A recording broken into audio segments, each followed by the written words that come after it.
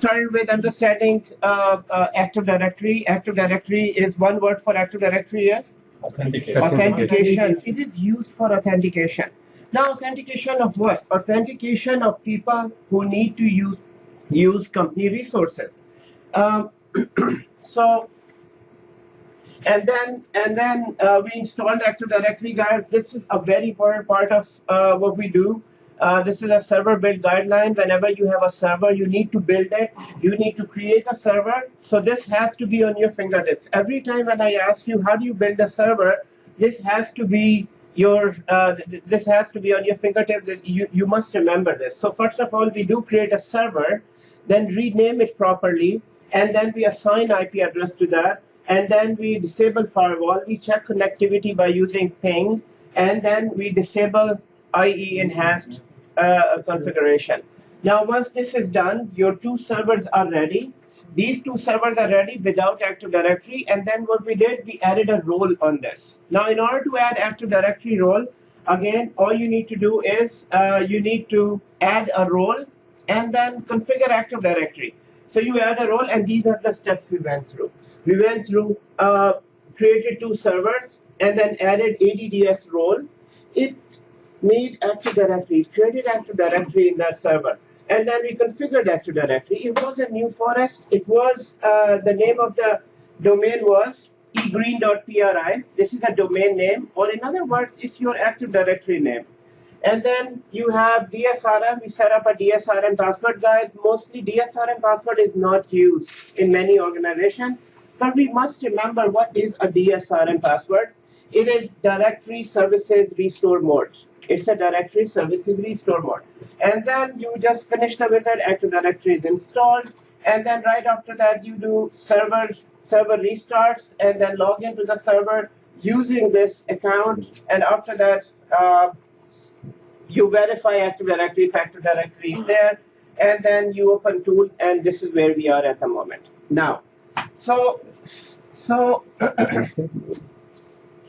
Directory services reset restore mode.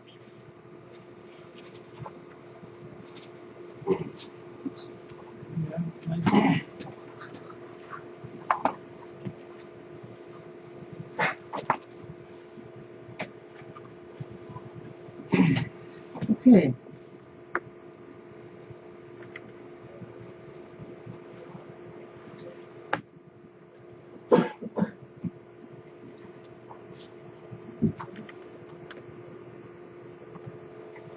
So chapter 4? No, same thing. Chapter 4. Same chapter 4.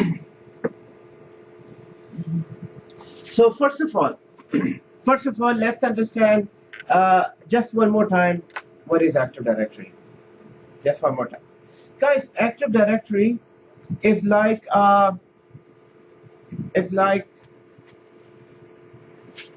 Active Directory is like a listing in which you have people that are invited to your house. So Active Directory. Now in Active Directory, what happens is this is our environment. So our servers, so two servers, and then both servers have IP addresses. Both servers have IP addresses. Server number 1 is named as egreen SRV1 and egreen SRV2. Two servers.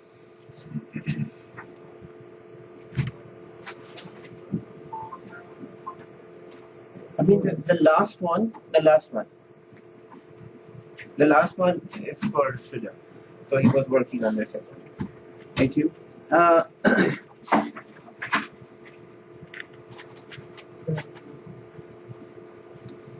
So now that we have installed Active Directory, guys. Now what does Active Directory do? Active Directory basically secures your environment in Active Directory. So this is where we are at. So here we added ADDS role. Guys, what other role automatically goes with ADDS? DNS automatically goes with this. So DNS role, these both roles are here now. Now the next thing we need to do, so we installed Active Directory, installed AD, we configured it, configured AD, and now we need to create some user accounts so that they can log into Active Directory and start using and start getting authenticated. Now, before going there, I want to give you an example just to understand what is Active Directory. Guys, Active Directory, can I get a paper here? No, sorry, blank paper. I have opened. Yes, a blank. Thank you. So let's say I have some resources that some people need to access. Let's say I have this resource, or maybe I have a USB. Maybe I have a USB that people need to access. Okay. Now, in my case, what I'll do is I can keep it open. And I'll say, you know what? Whoever needs to use the resources, they can come and use it. Now, there might be some people that don't need the resource, but they start using it. So then with time, I'm going to find out that this is not a good practice. I shouldn't keep it open because there are some people who need the resource and they won't find it because there are some people who are not using it and keeping it. So I have a resource, I need to control it. Guys, Active Directory is all about control of resources. So if I'm a server and I have this resource, how do I control it? All I need to do is I'll create a list. And in this list, I'm going to say that username Ali, he can use this resource. He can use my USB. He can use my USB from, let's say, 9 to 5. And then there is another user named Mike. This person can use the same USB from 6 to 8. Now this way, what's happening is, and I'm going to keep the schedule here somewhere in the office. People would come and see, oh, this is my time, and user would check the timing and use the resource at the same time returns back. Yes, this is an exact example of Active Directory. Without this list, you have no control. So meaning, if you have a server without Active Directory, then there is no control. People are just using all the resources on their own. All people are open. So what we do is, for that purpose, what we did, we installed Active Directory. Now, Active Directory, in a very basic definition, it's just a list of people that are given access to certain resources. Now, and then once you create a list, and how did I create this list? I just borrowed a paper and created a list. Guys, in IT or in a server, all you need to do is to add a role.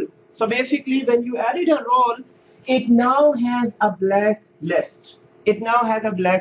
Now, in this list, I'm going to add users and resources. Remember from yesterday, we said that anything and everything that needs to be secured, it needs to be part of Active Directory. So on this side, you have all of the resources, your printer, your servers, scanner, and all that. On this side, you have users. Everything is added here, and everything now goes through Active Directory.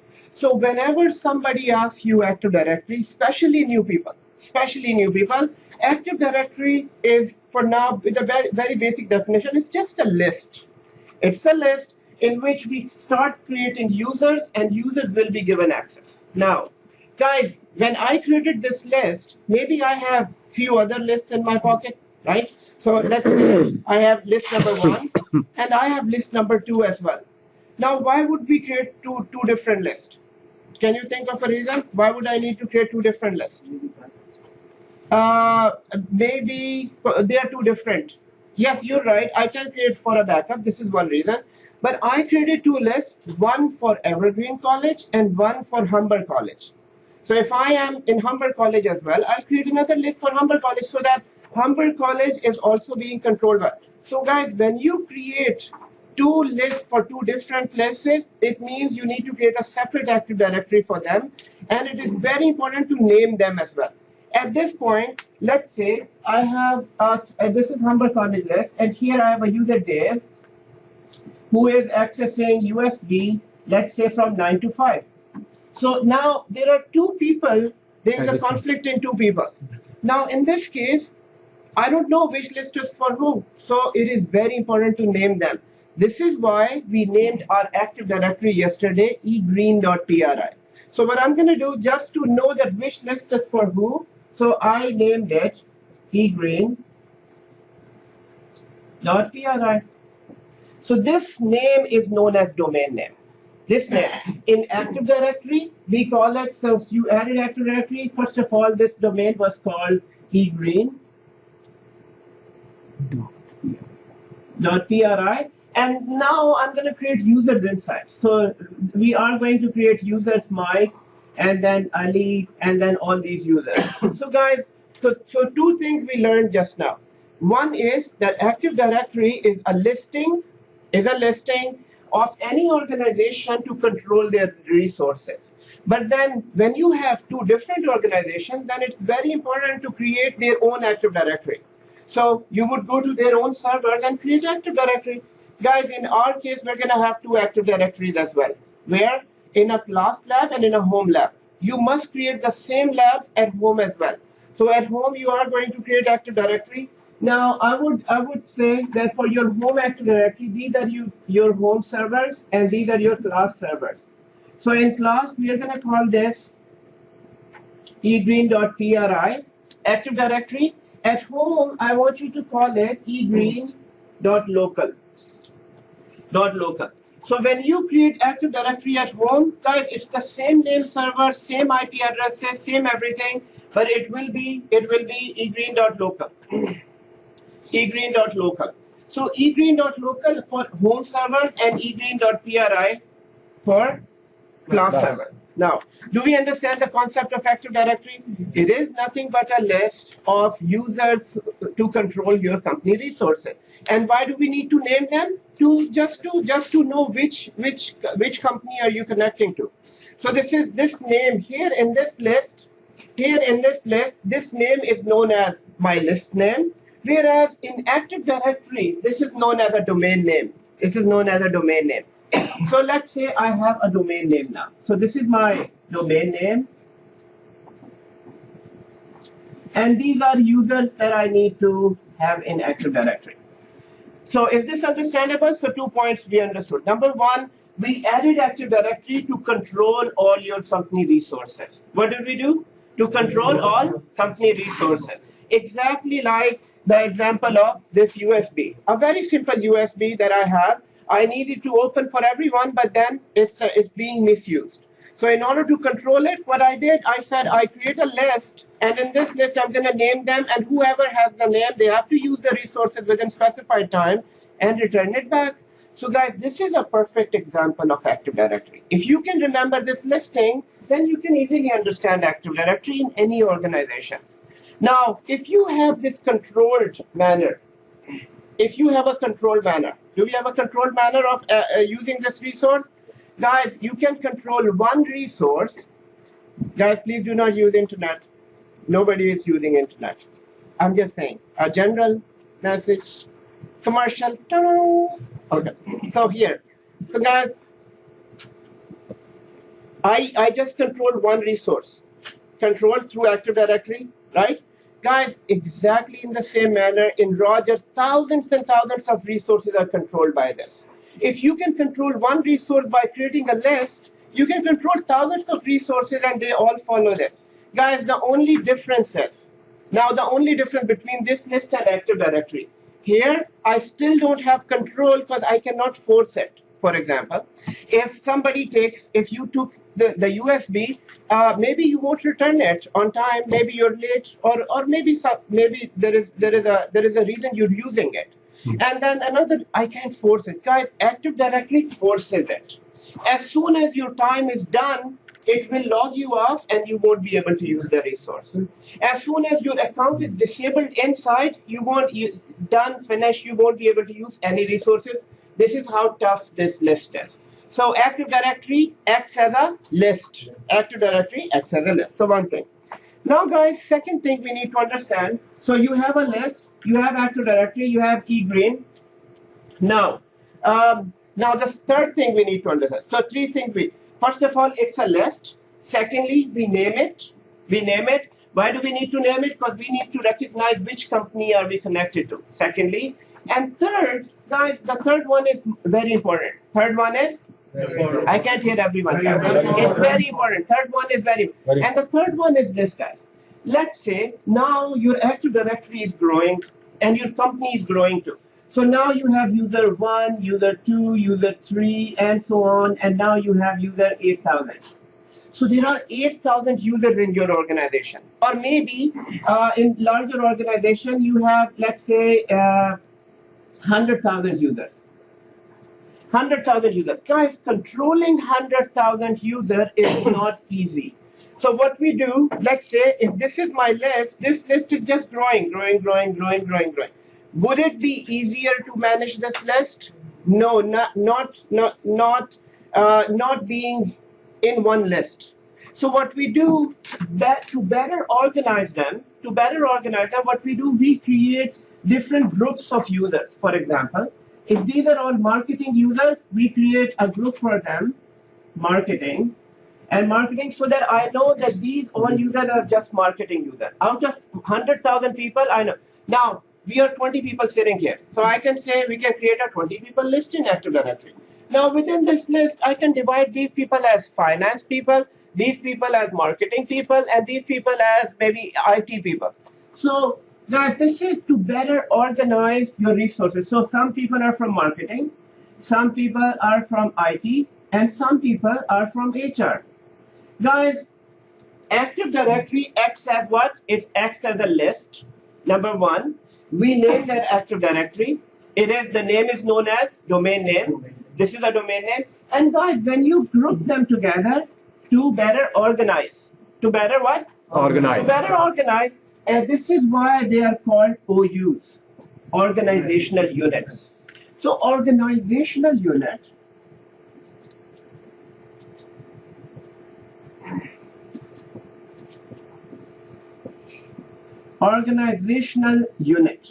Now, the main purpose of organizational unit is just to better organize them. This is why the word organizational unit. If I go back to this manual list, all I can do is I can have many users inside, and then I can say these two are from Toronto group, and this is from let's say Markham group. This is just to better organize them. Right? So guys, this is how easy Active Directory is to understand. If we can relate it to a real life, it's really easy to understand. There is nothing to it. And if you don't relate it to your real life, guys, trust me, it's very complex. It's very complex. You start reading books, it's really difficult to understand Active Directory. I mean, you will be able to understand with time, but if you can relate it to a real life example, it's really easy to understand. Just one more time. What we just did, we created two servers, and then we had a server without Active Directory, and we installed Active Directory. How do we install Active Directory? Just add a role. Have we ever added a role?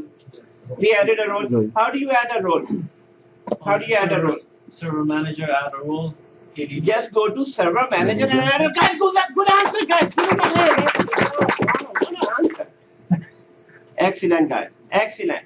Guys, before that we go into sleep mode, we need to have these activities here. So here, although it's afternoon, why are we in a sleep mode? Yeah, I don't know. Okay, one more thing. One more time. So guys, three things to remember. One, Active Directory is a list, number one. We name it, and that name is known as a domain name. Domain name. Always remember, you must name your list, and that is your domain name. And third, we organize it. Now, based on this quick analogy, let's see how Active Directory looks like. Guys, log into your server, one, and open Active Directory users and computers. Log into Active Directory. So here, now, how do I open users and computers? Right click,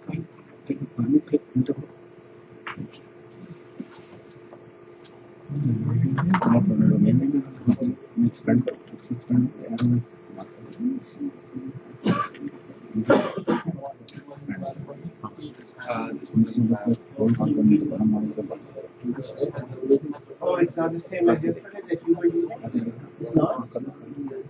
Okay, so just go to dashboard. Computer. What do you remember? See it? Computer. Yes. Domain controller के लिए domain controller click करो. And what you can do, you can whatever means the domain controller पर आना. हाँ जी. खाली click आ रहा है. ठीक है. बाकी ये user है. Okay. Containers. Yes. Seven containers. Containers. Built-in container.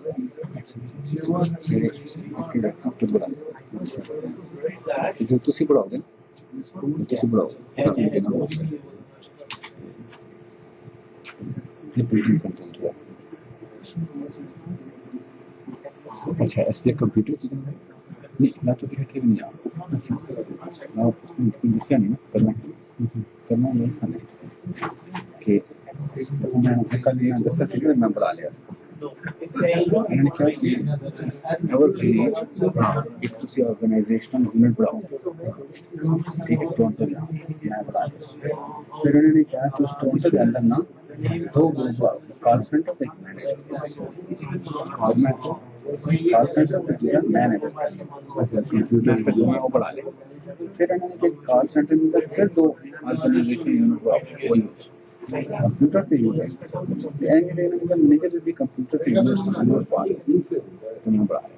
Okay. Right click करना. Okay, guys. So here, everyone. So here, I had my Active Directory in my pocket. This is my Active Directory. This is my Active Directory. In server, once you want to see Active Directory, we use a tool called Active Directory Users and Computer. It will show you the same list. So right here, so today we're gonna go into tools. The tool that we're gonna use for is AD,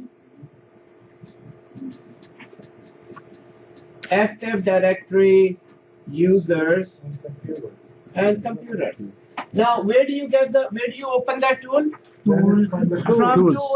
From tools right here. So tools. So if you go to tools here, tools, and from tools, in your case, it's being installed, so you won't find it, and I won't find it. Okay, so it's my server 2. So if you don't find it, just see which server are you on.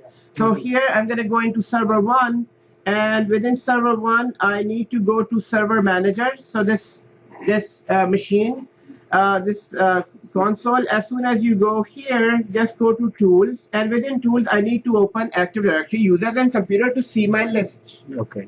So just remember this. I am about to see my list, and this list is available under Active Directory Users and Computers. Now once you go here, this is my list. This is my list. So now right here, this is the same list. Now how is it the same list? It is the same list. First of all, here it says this is a domain name. Right here, this is a domain name.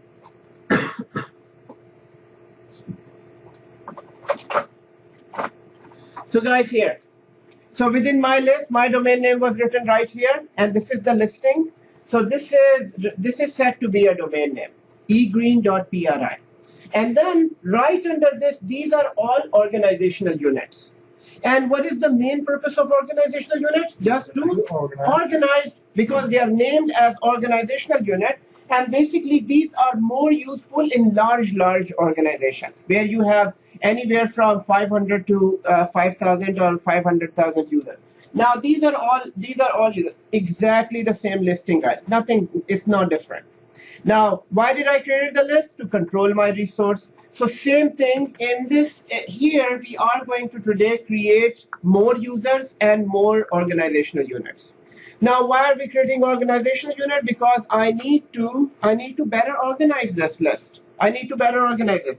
Now, first of all, domain name. Now, I'll leave it here, and I'll show you once Active Directory is installed on the server, what happens. Guys, whenever Active Directory is installed, so first of all, this is my server here. This is my server. And what operating system was on the server? It is 2012. 2K 2012. So this is R2. And what role did I install on this? ADDS role. As soon as you installed ADDS, so what other role is installed? DNS role. Guys, as soon as you add this role, what happens is first of all, in this, it has the listing. So this list, guys, is this list very important for you?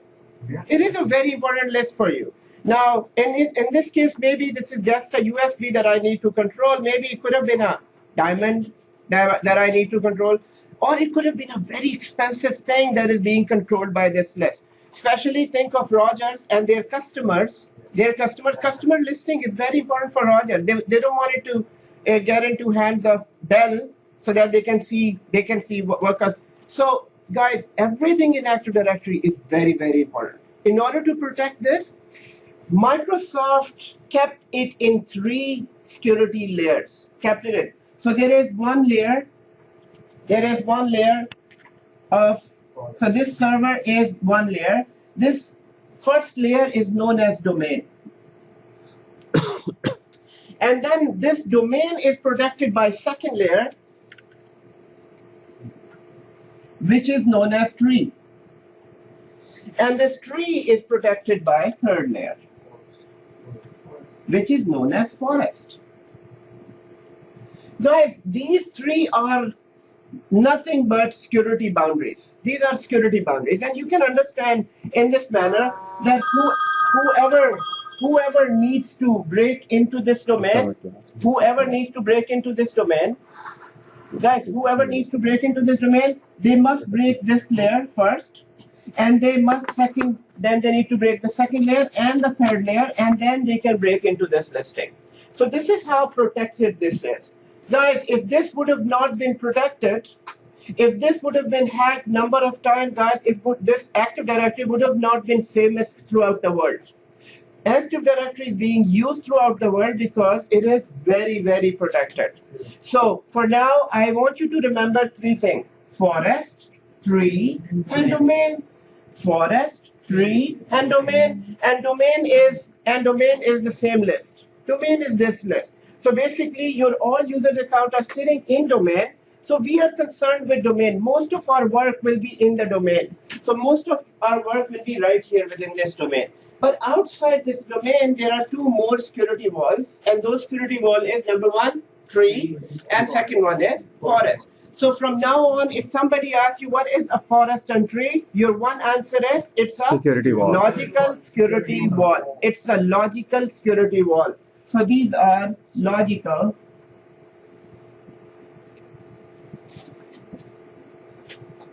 guys, these are not just security walls, these are logical security walls. Now, why I'm saying logical security wall? Because you don't find them just like a domain. I'll come back to your question. So here you see this is, you can see a domain, but you won't find forest and tree because they are logical. You won't find them, but they're there. So that is why it is known as logical security wall. Yes. So when we install the Active Directory, it asks us, do you want to create a new forest or is it existing? Yes. But it never asks you for a tree.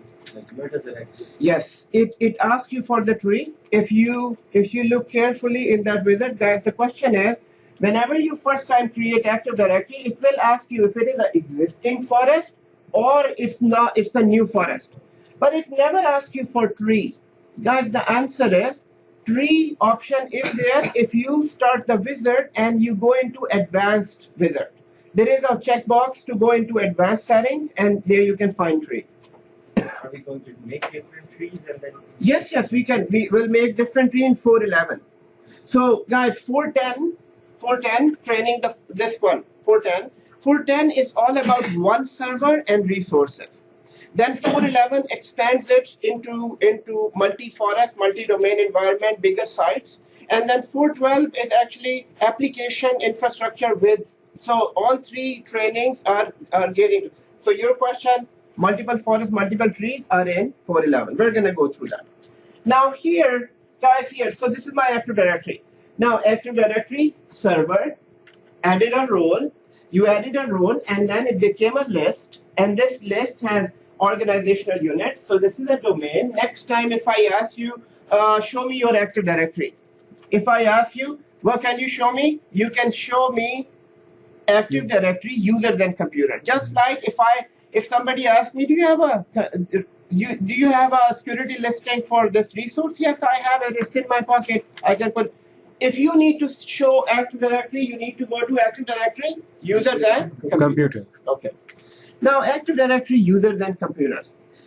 Guys, here, first of all, let's create 3 users. So we are going to create actually 2 users for now. We need to create Mike and Ali in this list. Now, exactly the way I created it here. So we need to create 2 users and 2 OUs. 2 users and 2 OUs. When you are creating these users, it is just keep in mind these users are being created for some reason. In my case, why did I create it? Why did I wrote user Mike and Ali and Mike here? What was the reason? To control that USB. To control the use of USB. So guys, exactly for the same reason, when you create users in Active Directory, there are some reasons behind them. You want them to use company resources. So whenever you go to whenever you're employed in Rogers, whenever you're employed in Bell or Dell, guys, first of all, the very first thing that happened after once you sign their contract, they create users for you. And somebody has to go in here, they create users so that you can use your domain. So your all permission starts from this list. So guys, if everybody's here on this listing, and if you're not here on this list, you can look at the other screen, the person who is sitting next to you. But here, first create a user. Now, guys, first of all, let me quickly go through this. Go through this listing here. Now, in this case, first of all, this is Active Directory users and computer. Basically, this is my list of users. And secondly, this is my domain name. This is my domain name. Now, what does that show? Asad, why do I have a domain name? Because it's a domain and it is for eGreen. It is for Evergreen. This listing is for Evergreen College. The only difference is I call this a listing and this is known as Active Directory. Guys, the word directory came from phone directory. Nowadays, we don't use telephone directory, but long time back, we used to, not very long time back, it's maybe a few years back before the use of smartphones. So that telephone directory, what was in telephone directory? Guys, you have the listing of all names and numbers, number 1. Number 2, it was organized. It was alphabetical. If you need to find something, you can go by ABC. Guys, here, this is why it is called a directory. Why? Because all your company users will be sitting here in this Active Directory. Yes. I remember when we were in a different building, you mentioned that one computer can have one domain, right? Yes, So one computer can be part of one domain. why do we need to worry about having multiple containers under one domain? So let's say if you join it, is that what you mean, that we need to differentiate between Humber and Evergreen? You're saying why is the need of these? No, I know what's the need for that. Yes. You said, like eGreen is a domain for this computer, and then we have different containers. Or Rogers.pri is a domain for another company. That's right. So yes. You're saying all that because you know how you said you need to organize your containers. Not for organization. Not for organization.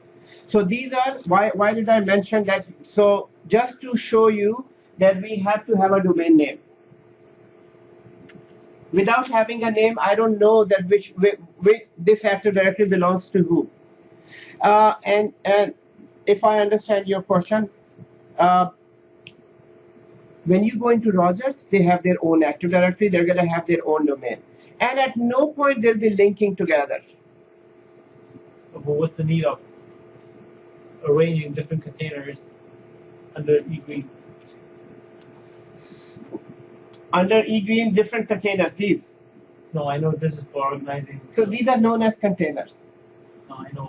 But you know how you mentioned that Humber is different than Evergreen? We need to differentiate between which domain are we working on, right? Yes, yes. So in that sense, you're using it when you're joining two different servers, or because you cannot have two domains under one server, right? Yes. So it's like this. Guys, the question here is, let's say I have only one domain. Okay? I have only one domain. Guys, in large organization, you can have multiple domains as well. Right? You can have, now this, if you have multiple domains, this would look like this. So again, I'm gonna create this. So this is my forest. This is my forest. And secondly, this is my tree. And within the tree, I have two domains. So I have domain number 1, which is this, and domain number 2 is this. Now you can have multiple domains in a forest. The only reason why you have a multiple domain to have a proper security wall between these two. Now in this case, it has to be one organization with two domains, right? So the example that I use for Humber and Roger, that just to differentiate that each domain has to have a name. That's it. You said we need to identify which server are you working on or which domain are you working on, right? So yes, those two domains are under one forest? So in case of Rogers and Humber, no, they are two different forests. But they're linked together though. They're joined together. Is this my question? They're not joined together. No, Then they're not joined. why does it matter if why do we need to know that either we're working on Yes. Rogers or Yes, so let's say you're working on 400 servers, right? 400 servers. And let's say they're not named properly. They're just saying server 1, server 2, server 3. And under one roof, there are two organizations. And you're admin for both organizations. So in that case, they're asking you, okay, go and make changes to eGreen Active Directory. So how would you know which server belongs to which organization? The only way to find out if they are not named properly, in this it is named properly. So we know that this is eGreen server. In Rogers' case, it will be named properly Rogers server. But let's say they're not named. The only way you can find out, you must log into the server and then open Active Directory, and you would see, oh, this Active Directory belongs to Rogers, and this Active Directory belongs to eGreen, and this is the one where I'm working on. So this is the only reason why you need to know that each Active Directory has a special name. Does that answer your question? That's right. Okay. I was a bit confused because I remember from previous classes That one computer belongs to one domain. Yeah. Yes. One server belongs to one domain. Yes, one server belongs to one domain. Excellent. So guys, yes, it's the question was, if you have multiple domains, why do you need to know that if a certain machine belongs to? Because guys, each Active Directory has a name. So this Active Directory that we are working on, it is eGreen. If you go into Rogers, they have their own Active Directory. Okay. So now the second thing here is we need to remember, I need to create two users here, guys. So all you need to do, so keeping this in mind, first let's create a username mic. But before that, I wanted to show you something. Guys, these all listings, as you can see, so this tool is known as Active Directory users and computer. This tool is known as Active Directory users and computer. Right under this, there is a domain name, so we know that this is eGreen domain. And secondly, it has these folders. So in Windows, they are called folders. Here, they're called organizational units. So these are all. This is an example of just to have similar users in one group. Now, as you can see, this is a group for computers. So meaning in this folder, only computer accounts exist at the moment. So if you expand this, guys, expand computers. If you expand computer, it has nothing in there at the moment because we never joined any machine to this, number one. Number two, if you go to the second listing, which is a domain controller, it has only one server in there. So meaning this group will have all the domain controllers in there. What is a domain controller? A domain controller is a server which has Active Directory.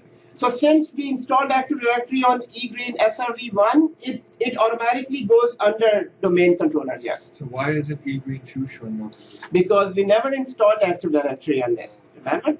So good question. So guys, here we don't see eGreen Serve 2 because we never installed the role, ADDS role on this.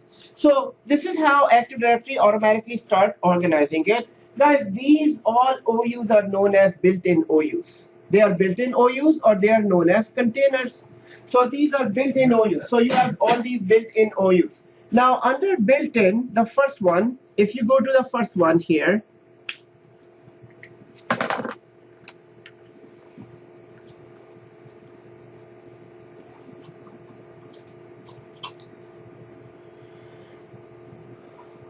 Let me try to make it.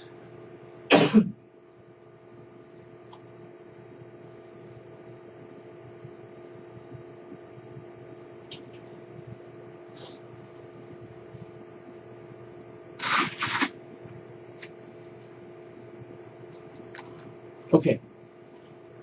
So now here, within built-in, I have many users, many groups under this. So there are built-in groups in there. And there in computer, there is nothing. In domain controller, there is only one server. That is a domain controller. A domain controller is a server that has Active Directory. A domain controller is a server that has Active Directory. Guys, these two are not used. These are automatically system Active Directory managed. We don't make any changes to them. And users is the one where default users and groups exist. Default user. So for now, we are all working with one user, and that user is administrator. And the administrator user is basically sitting inside this OU. So from now on, we're going to call them OUs. These are all OUs. And within OU, in users OU, you have administrator. Now, guys, after looking at this, let's now create a first user here on eGreen. We are not creating under, let's say you go to eGreen.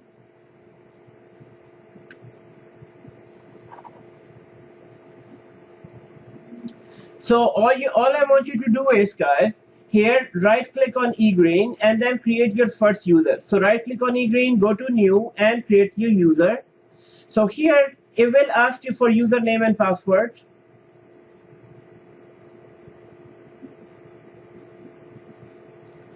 So it is asking you what user do you want to create. So I'm going to create a user called Mike and then last name Adams. Mike Adams. Just create it on the root of your domain. Just create it on the root of your domain. So guys, we created this user, Mike Adams, and right here in user logon is the name. User logon is the name with which user logs in.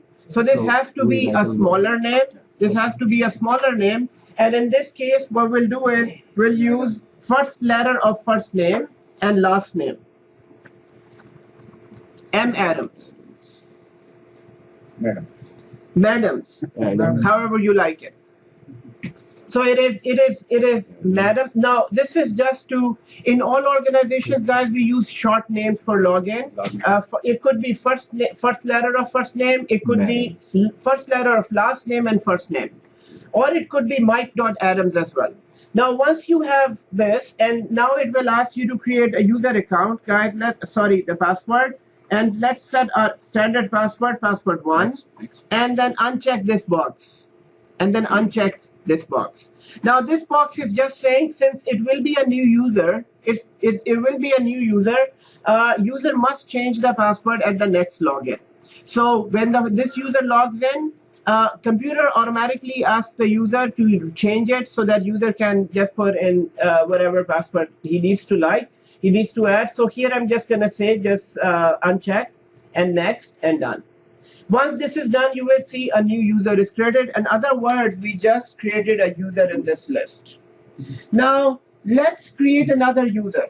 Let's create another user, and that next user we're going to create on the same level.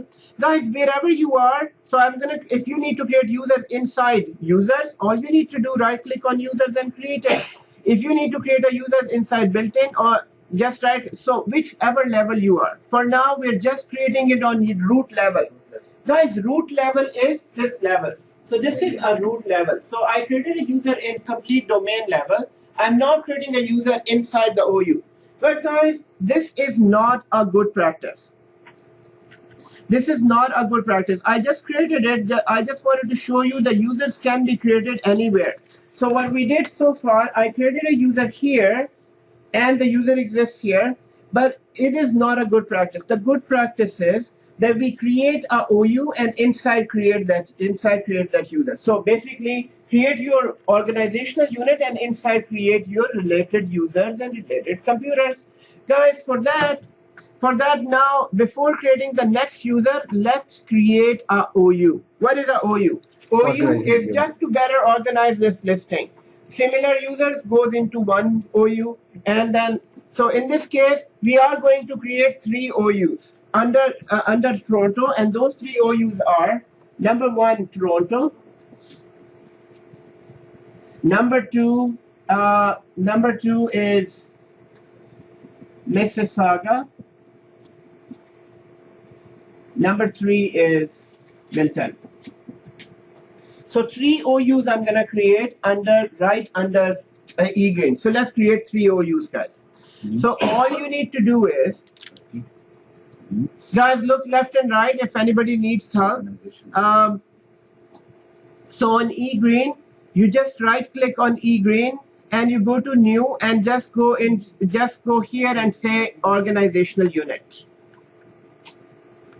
So what is the new we can?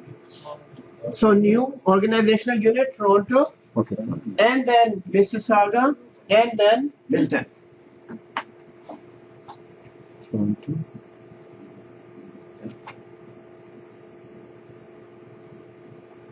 And another one. Milton. Milton. Mississauga. One question. Yes, yes. While creating the OUs, there is a message, and there can always come with a checkbox option that you want to protect it from Yes. accidentally deleting. Now, a drawback which I found, maybe it's a drawback or not, that if you later on if you want to even move it, it will not allow you because you're deleting it and you're removing it. So Yes. you should uncheck it or Check it. Keep it checked. keep it checked. It's a feature. It's not a drawback. It's a feature that is kept in 2012. It was not in 2008. It was not in 2003. And the problem with that was people used to accidentally delete OUs. Guys, deleting one OU means, let's say in this OU you have 8,000 users. When you delete this one OU, all 8,000 users are gone with one click. So for that reason, now by default, these all OUs are protected. These all OUs are protected. So it's a feature. It's a feature. So after we create a user, can we log in to our server using that user? Or No, unless you are administrator, especially on domain controller, but you can log into your other server that is joined. You can log into your other server what are the client computers? on the client computers. Now, on domain controllers only, so guys, the question here is that once Mike is created, can you log into this server with Mike? Answer is no. Because this is a domain controller. On domain controller, only administrators can log in. Normal people cannot log in. So for that reason, but Mike can log in any other computer within this domain. Okay.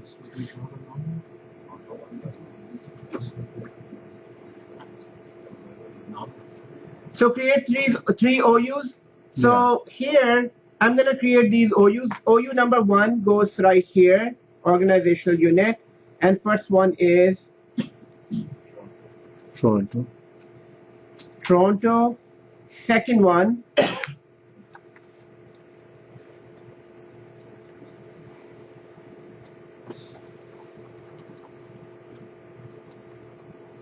Mississauga, and third one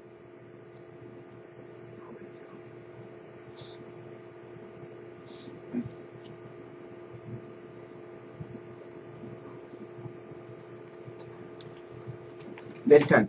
So I have 3 users here.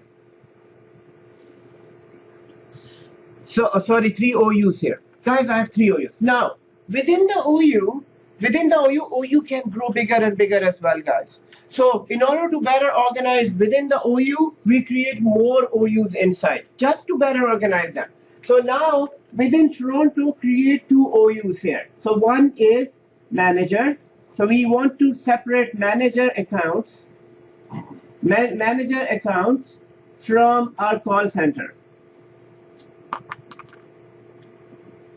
So now create 2 OUs under Toronto. So make sure that you are on Toronto, right click on Toronto and create that OU. Okay. Are you able to log into that machine? Ijaz? Okay. Okay, so right here, I'm gonna create 2 more OUs here. So right click and go to new and go to organizational unit, and the it is for managers. And second one, so make sure you're under right OU, because if you create this OU under a wrong OU, it will be a bit difficult to move that OU from one place to another, although you can move them. So here, I'm going to create a new OU.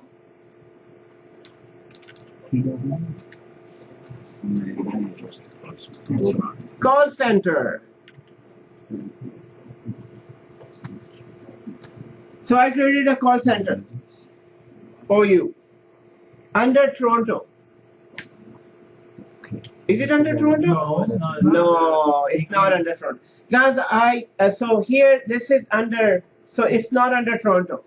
It's right here. So now how do I move it inside Toronto? How do I move it? Guys, moving is really easy. All you need to do is you drag it, you drag it directly onto Toronto. But as soon as you do, it gives you a warning.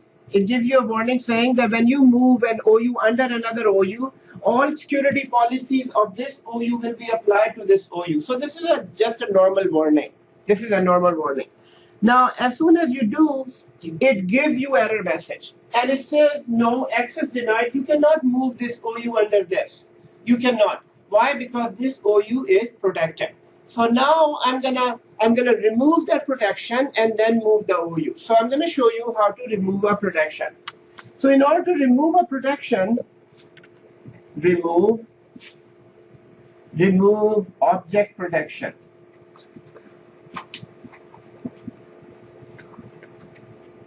Remove object protection. In order to remove a protection, first of all, we need to enable advanced features. In order to remove protection, you cannot remove it without advanced features. So in order, first of all, enable advanced feature. Enable advanced feature is right here within view of Active Directory users and computers. Within Active Directory users and computer, go to view and it says right here advanced features. So first of all, I would say enable advanced features. First, enable advanced features. Now, once the advanced features are enabled, guys, you would see more listing here, but this all listing was hidden. We are not using that listing. All I need to do is, first of all, I need to, so this is my call center right here. So I need to move this one. I need to move this one under Toronto. Actually, not under Toronto, but yes, under Toronto. I need to move call center under Toronto. Now, in order to do this, one more time, I just enabled advanced feature, but it didn't do anything. Just to show you, let me move it again. So I'm gonna move it. It gives me the same warning, and then it gives me access denied. Guys, advanced features are on, but I haven't removed the protection. So all I need to do is right click, and then go to properties, and then go to object right here. Object here. Within object, then it says protect object. I just uncheck this protection. So all you need to do, once you go to the properties one more time, all I need to do is right click, and then you go to properties. Within properties, you go to object, and then uncheck the protection. Once it is unprotected, now I can move it. So you just drag it on top of Toronto, and in Toronto, it automatically goes inside Toronto here. So guys, in order to remove protection, you enable advanced features, number one, and number two. Is it done? No. Okay. So number one, number two is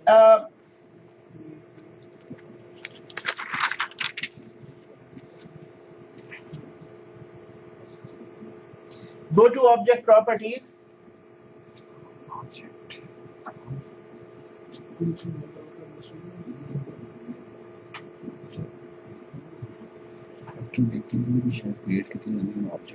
Go to OU properties, go to object tab, and uncheck,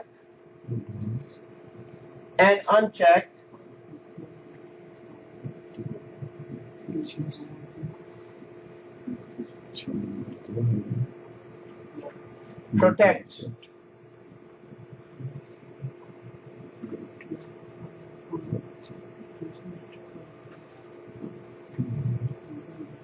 Protect object from accidental deletion. Object. Select. Deselect. Deselect. Yeah, unselect. Enable. So after doing that, you go back and check that again? Yes, yes. Yeah. It's not mandatory, but it's better to check it. It's better to protect it. Yes. This availability of like enabling the advanced features, is it only for the administrator or any user can? Only for administrator. Only for administrator. Even to make it Accidental. visible, Yeah. advanced features? Even just to enable or disable it. Anybody can see it, but they won't be able to enable and disable it. And even this protection only administrators? Only administrators. Yes. Otherwise, it won't be of any use if all of the users can unprotect objects. We can't log in with any other user. Yes, you cannot even log in with that, but you can open Active Directory users and computer in your machine. You can. As a normal user, you can install tools and you can see Active Directory, but you won't be able to make any changes. Like on a client computer? On a client computer. And Can you see that the is user? that is in the next chapter. So I'm gonna go through that. How to These are install. privacy issues, like why would they give access to it on the user? No, there is a reason. The reason is Delete. the reason is Guys, guys, the question is that I'm saying that sometimes we install Active Directory users and computer on my computer or on your computer. Just the tools, not the Active Directory. Just tool, I can install it on this computer, and they're asking, the question is, why would you give them Active Directory users and computer on normal computers? Guys, the reason is that if I am an administrator, I won't be logging into server all the time. So I won't be logging into this server all the time. But I need to manage Active Directory from my machine. Yeah, but you can only give access to themselves, not to everybody else, right? Yes. Because let's say if I'm a normal user at Rogers, Yes. For normal user, we don't give that tool to normal users. I can see everybody else's username Yes. and passwords, not password, but username. Yes. So what's your question? That was my question. Whatever he said, why would we actually even give it to somebody else? We won't give it to anybody else. I'm just saying that we can install this tool, Like Active Directory users and computer, on a Windows 7 machine. I can. Okay. Is it a role? Yes, it's called RSAT. It's called RSAT, and we're gonna do that in the next chapter. That is called remote administration. One question, maybe it's advanced at this moment, but one machine or one server can have multiple administrators as well. So how can we track back that which administrator actually have done the change? Yes, guys, it's a very good question. In Active Directory, always remember each and everything is being logged. Whoever is doing within, so we just created these users, this is all logged inside the server. And now I'm going to show you where it is being logged. These are called security logs. So in order to see the security logs, so whatever you're doing in Active Directory, let's say 10 administrators doing different things on one server. Guys, this is all being logged within, so let's go back to Server Manager first. Let's go back to Server Manager, and from here, let's go to Tools. In Tools, you can open something called Event Viewer right here. Event Viewer. Event Viewer is the place where it shows you all of the security logs and all the application logs as well. All errors and everything will be logged in this. So you open Event Viewer, and within Event Viewer you open Windows logs. So here within Event Viewer you open Windows logs, and within Windows logs there is one log. So basically these are all of the logs. So it is logging everything. Within this there is a security log. In security log, it shows you all the security events happening on this machine. This is called auditing. and auditing is happening all the time. At this point, at this moment, I won't go into detail how to read these logs and how to check these logs, because there is a full chapter on this. But here, I want you to remember that that everything is being logged. Everything is being audited within these servers. At this point, I just want you to remember that there is a tool called Event Viewer. Okay. So in today's date, we are looking at our second tool. First, we looked at Active Directory users and computer. Guys, always remember. You click spell column. Always remember. Security logs. Always remember, guys. Always remember that it's all about how many tools you have a grip on. So, as being a system admin, do you know VMware? Do you know Citrix? Do you know? And within those, how many tools do you? So, for now, we know of Server Manager. Server Manager, and you've seen Active Directory user in the computer, and this is the third one, Event Viewer. Event Viewer is actually to see the logs of your machine. Event. Yes. Thank you. Event Viewer. So Event Viewer, Server Manager, Active Directory, users, and computers. Now, guys, here. So let's go back to Active Directory users and computers. Within Active Directory users and computer, we created Toronto OU. Inside Toronto OU, we created managers and call center. Guys, I want you to create 2 more OUs. So right under managers, create a OU called users and create a OU called computers. And same thing under call center, create a OU called users and create a OU called computers. So we'll go. So under Toronto, create managers. Under managers, create users and computers. Create users and computers. Guys, create them in the right place so that you can remember. Create them in the right place. And here, create call center. Under call center, create users and computers. Now, under Mississauga, create the same structure. Under Mississauga, create the same structure. So under Mississauga, you will be creating managers. Under managers, you will be creating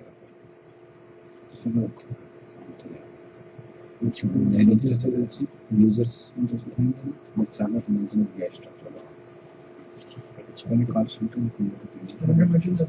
same structure.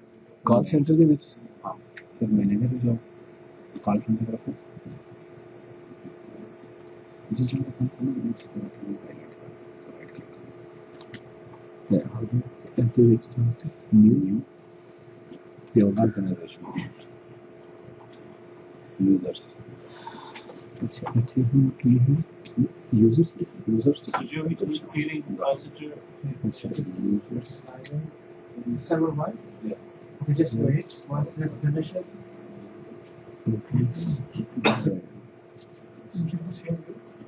users and फिर ऐसे विचि की करना है दोबारा click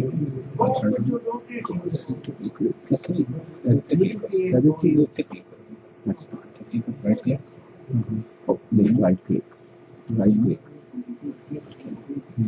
so फिर organization expand करने कम करोगे अच्छा एक यूजर बनाना चाहिए टूल बना लें कंप्यूटर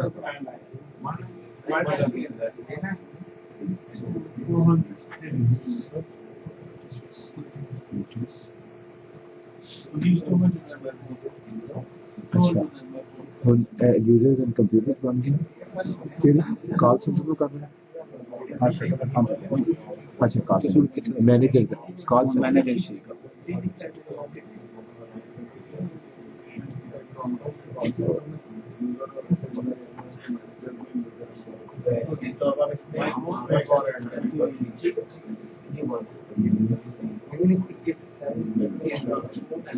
Okay, but you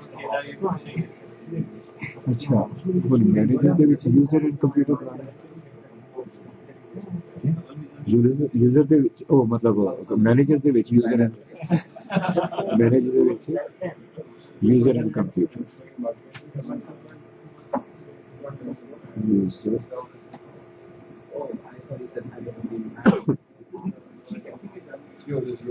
अच्छा फिर मैनेजर के ਵਿੱਚ ਗਏ ਜੀ amongst the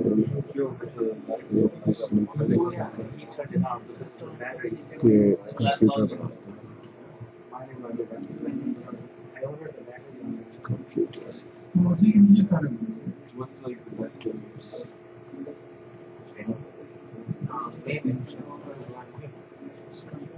अच्छा ਇਹ ਟੋਰਾਂਟੋ ਦੇ ਵਿੱਚ ਬਣਾ ਦਿੱਤੇ ਨੇ ਫਿਰ ਹੁਣ ਵੈਸੇ ਸਾਗਰ ਦੇ ਵਿੱਚ ਵੀ ਹੈ ਬਹੁਤ ਬਹੁਤ The kid that I bought now, he was giving me games. I'm like, dude, I'm buying this one game.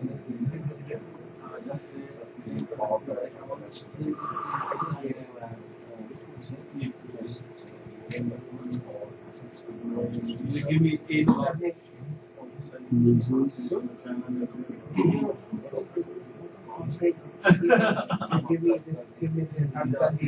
ਕਹਿੰਦਾ ਕਿਹਨੇ ਬਣਾਇਆ ਇਹ ਯੂਜ਼ਰ ਦੋ ਵਾਰੀ ਪਾ ਦਿੱਤੇ ਇਹਦੇ ਵਿੱਚ ਤੁਸੀਂ ਟੋਟਲ ਬਣਾਇਆ ਕਾਲ ਸੈਂਟਰ ਬਣਾਇਆ ਫਿਰ ਮੈਨੇਜਰ ਵਿੱਚ ਕਾਲ ਸੈਂਟਰ ਵੀ ਯੂਜ਼ਰ ਤੇ ਬਣਾਇਆ ਠੀਕ ਹੈ ਹੁਣ ਮੈਂ ਮਿਸ ਸਾਗਤ ਨੂੰ ਮਿਸ ਸਾਗਤ ਬਣਾ मैंने मिसाल किसी की कोई दो दिन बुलाओ कॉल सेंटर ते मैनेजर पहले ऐप तो बुला तो ਤੁਸੀਂ ਦੱਸ ਅੱਛਾ ਇਹਦੇ ਵਿੱਚ ਉਹਦੇ ਵਿੱਚ ਉਹਦੇ ਵਿੱਚ ਉਹਦੇ ਵਿੱਚ ਪਾਂਚ ਇਹ ਦੋਨੋਂ ਕੰਮ ਸੀ ਉਹਦੇ ਵਿੱਚ ਕਰਨਾ ਅੱਛਾ ਦੋ ਬਣ ਗਏ ਹਾਂ ਫਿਰ ਉਹ ਮੈਨੇਜਰ ਬਣਾ ਦਿੱਤੇ ਨੇ ਵਾਲਾ ਇਹ ਤੁਸੀਂ ਮਿਸਾਲ ਕਰਨਾ ਅੱਛਾ ਐਰਰ ਦੱਸੋ ਨਾ ਮਿਸਾਲ ਤੋਂ ਹੁਣ ਇਹ ਮਿਸਾਲ ਖੁਦ Looks like Till. this is like and click on When you get a machine, Miss Sagar, make sure it has Sagar name access. to click on. I'm just thinking Right about click, these you results. click on Looking at click the on laptop, and if highlight. I can find a facility that's good, and if I Right can't, click. then Yeah. then I'll call your guy. New And He's not my guy. He's just a general guy. Okay. But you can contact anyone. So maybe there are people who found some other. तो देखो ये सारे मैंने तो line I I forgot your name. Please. दो line थे Amir? Amir? Really? हाँ वो कंपनी सारा कर Really? Wow. I have so many Amirs on the line. Okay, Amir. Amir, you said that you found another person with a good resource for computers. So Shuja is also looking for someone. Okay, you can share some information. Okay, guys. So now we have OUs and users. So guys, going back to our basic definition. Now what we did is we did exactly this. I wanted to control this resource. Guys, we need to have this basic understanding. I'm just keep on repeating this because this understanding will get you to a higher level working with VMware, Citrix and everything. So here, this is my resource. I created a listing. In our case, this is Active Directory. In Active Directory, the name is a domain name, and then grouping is called OUs. So we created these OUs just to better organize them. Now, before moving on, I want to move Mike under managers in users. So basically, Mike is sitting right here in this listing, right here. I want to move Mike in this place. So I'll give you 3 minutes, and in 3 minutes, find out a way how to move Mike inside users OU. So move Mike. Mike is sitting right here. So Mike is actually in here. Mike is here. Move Mike inside managers, users OU. managers My Toronto game. Yes, Toronto users. okay users is the user day managers. here Yes. मैं वो क्या कर रहे हैं allow कर रहे हैं see here one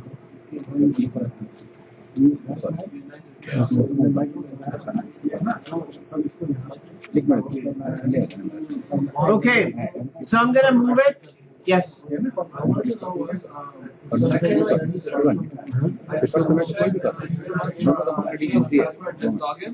I also check the password directory?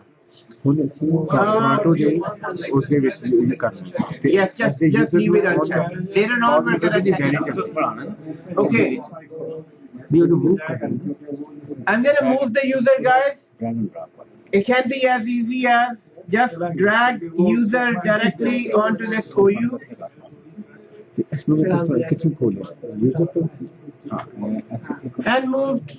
Expand करो expand So all you need to do, drag the user inside that OU.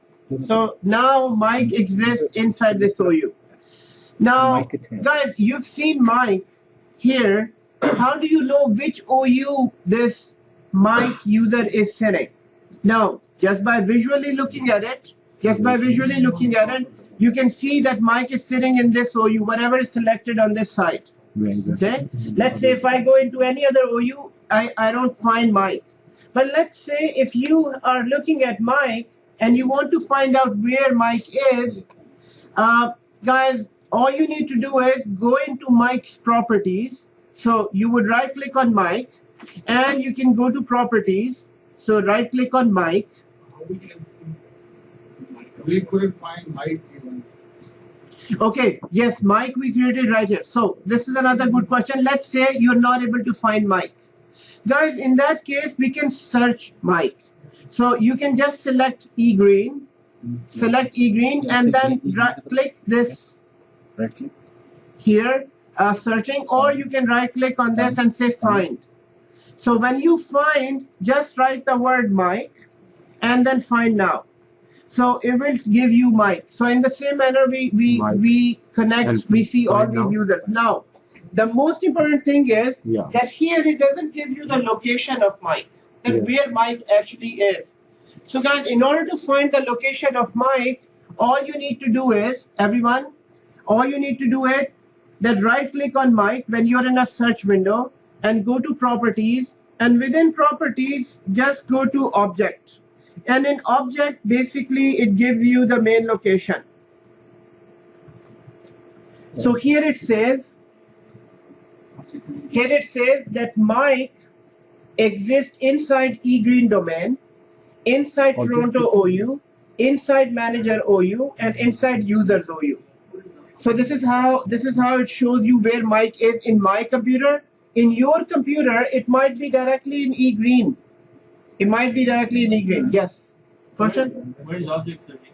where is object Huh? where is object Yes, there is no object here. Guys, you won't find the object if you haven't enabled the advanced features. So first, go in Active Directory users and computer and enable advanced features. So how do you enable advanced features? Guys, it's right here. So just go on to Active Directory users and computer and go to view, and within view just enable advanced feature. Make sure that this is checked. So in order to see object, this advanced feature must be selected, and advanced features are selected. It will be selected if ਉਹਦੇ ਵਿੱਚ advance ਹੋ ਗਿਆ but click ਕਰੋ right click ਔਰ ਤੁਸੀਂ domain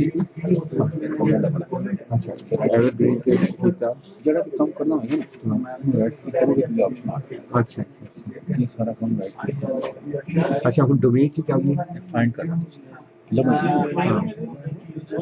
inter ਕਰ ਅੱਛਾ ਹੁਣ ਲਿਖਾ ਤਾਂ ਮਾਈਕ ਲਿਖ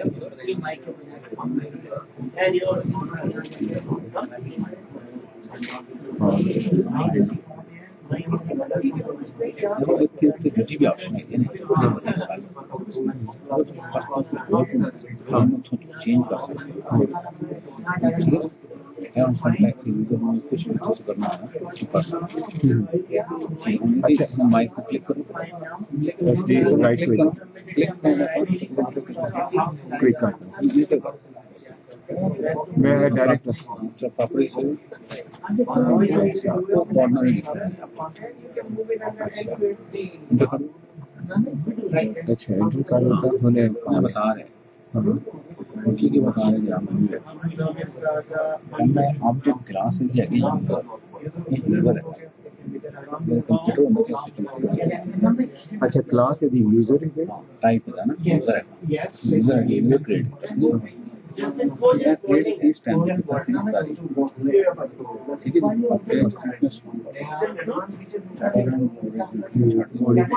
ऑब्जेक्ट सीक्वेंस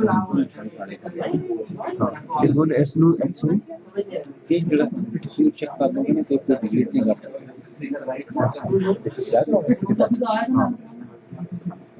ऑब्जेक्ट को डिलीट करना है एडिट करना है एडवांस फीचर में ऑन करना है एडवांस में व्यू एडवांस में चेक किया फिर उस ऑब्जेक्ट से आ गए ऑब्जेक्ट से आके राइट क्लिक किया तो प्रॉपर्टी चलेगा इसलिए आई विल लिख ही दो एडवांस फीचर एडवांस फीचर को उन्होंने भी लिखा था उसमें थले लिखा था हाँ लिखा था मेरा Yeah, actually today you reminded me I have to give a deadline. Page open करो तो There will be a deadline in 3 weeks. So how much, like other is like 1 weekend? You missed one. 1 weekend. You missed. Oh, you're sitting. Yeah, for sure. Like, अच्छा जो मैंने लिखी था remove object different from the advance feature में enable कर लो So you're gonna sit. Okay. We'll talk about it. Okay And 3 weeks. In 3 weeks we need to give it. जो भी पढ़ाया जाएगा Well, we done this in 4 or 5 weeks. But exam you must do it in 3 weeks. I'm gonna explain to you how we do it. Okay. Exactly the way.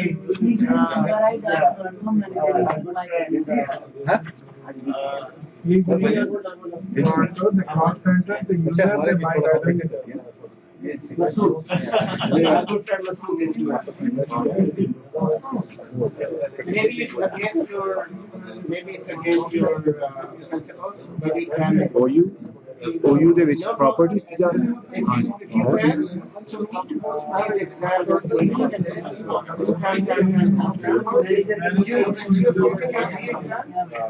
driving. Do you want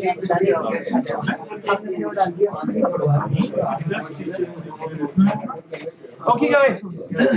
So next thing. Yes. Yes, finding is right here. Finding is right here. So right click on domain. Guys, how do you search any user? Let's say you have 100,000 users in your listing. So how do you search a particular user? All you need to do is right click and find, just right click on domain and find But then it only shows mic, but it doesn't show where mic is. So then you need to go into properties of mic. So like this, you can go to mic and then within this just double click on mic and then go to object, and within object it shows you your complete properties. Before going for a break, just have a quick look at the user properties. So if you need to search a user, guys, everyone,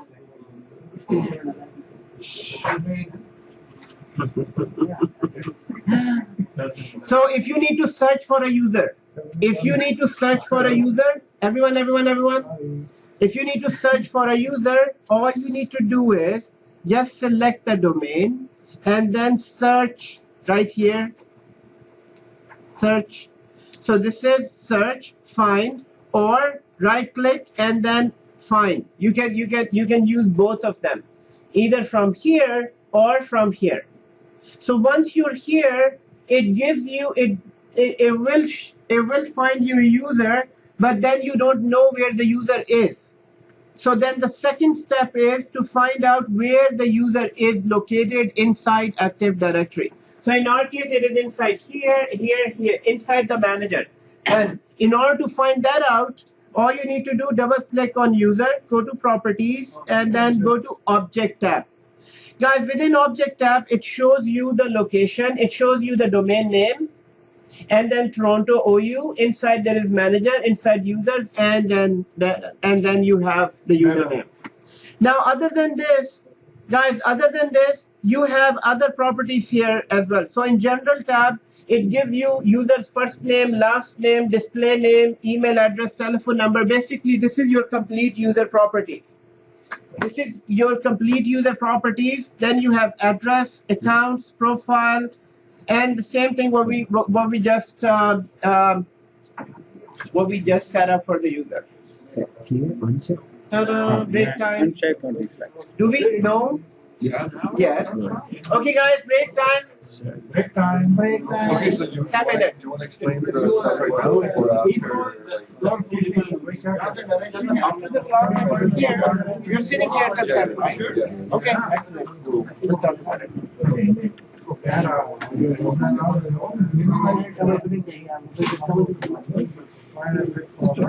Protection from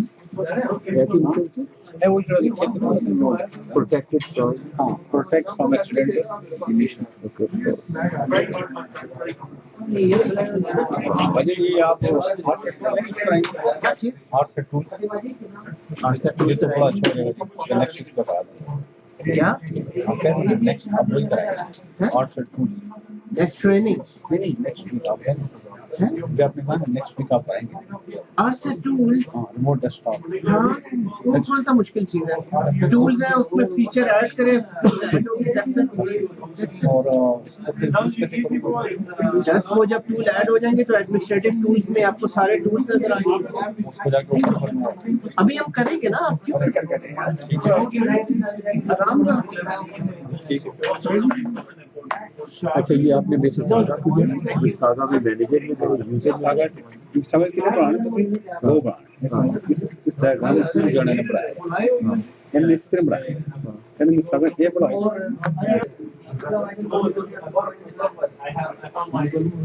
So everyone,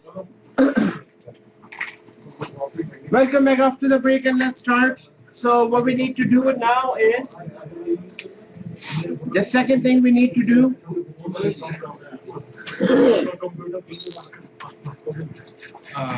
this is not mine. No, the tenants. Oh, okay.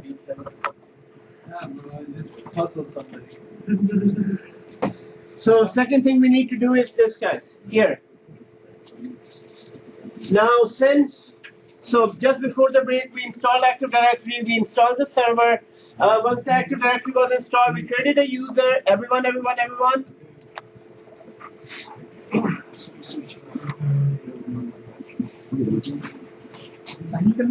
Oh.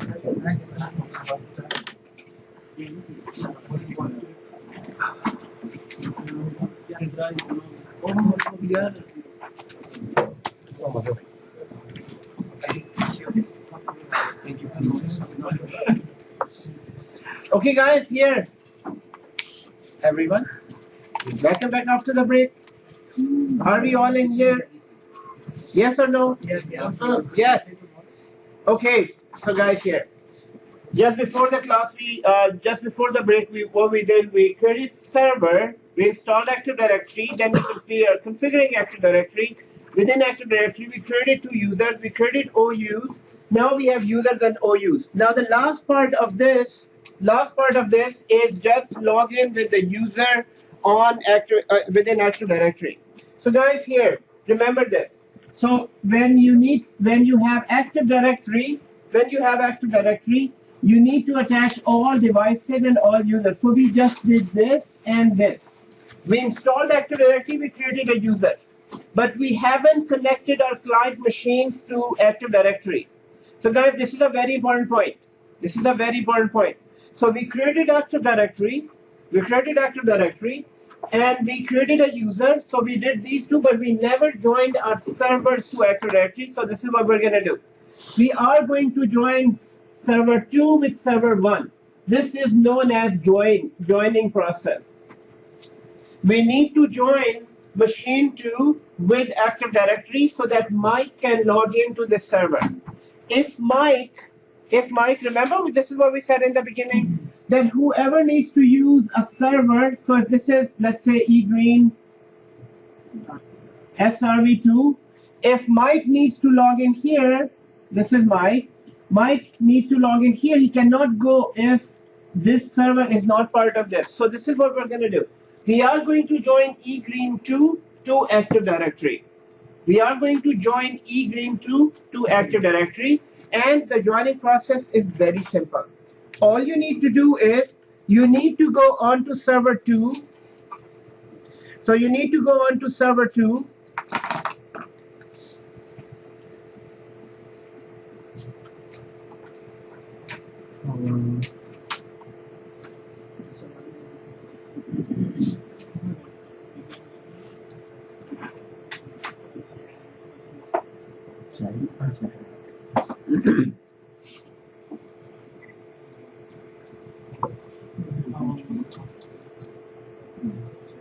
January 17th, part 8. So guys, here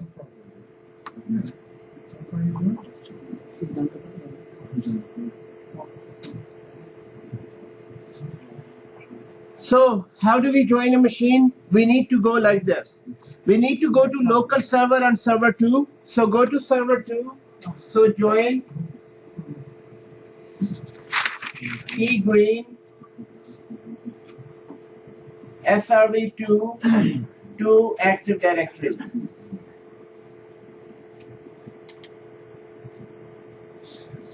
To Active Directory. Join egreen2 to Active Directory. So all we need to do, number 1,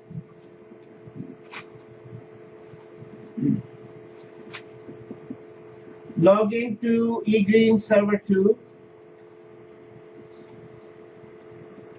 Number 2, go to server manager.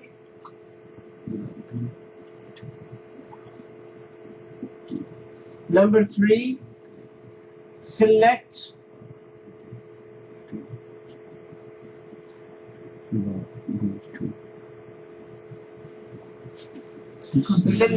local server.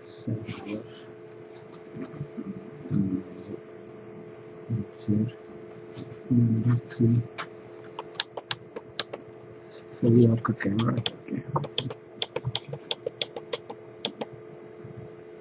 फिर camera की Okay. ये camera So यहाँ पे इसलिए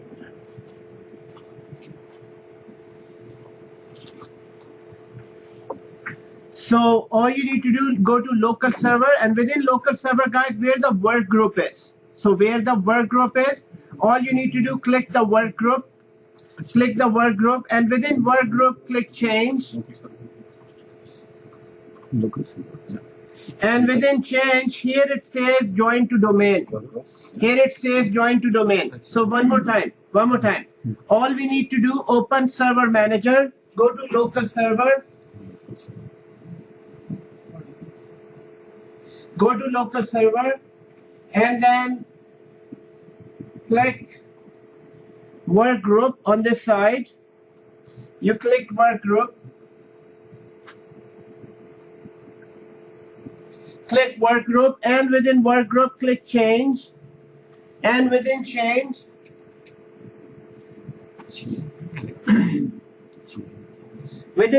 select domain.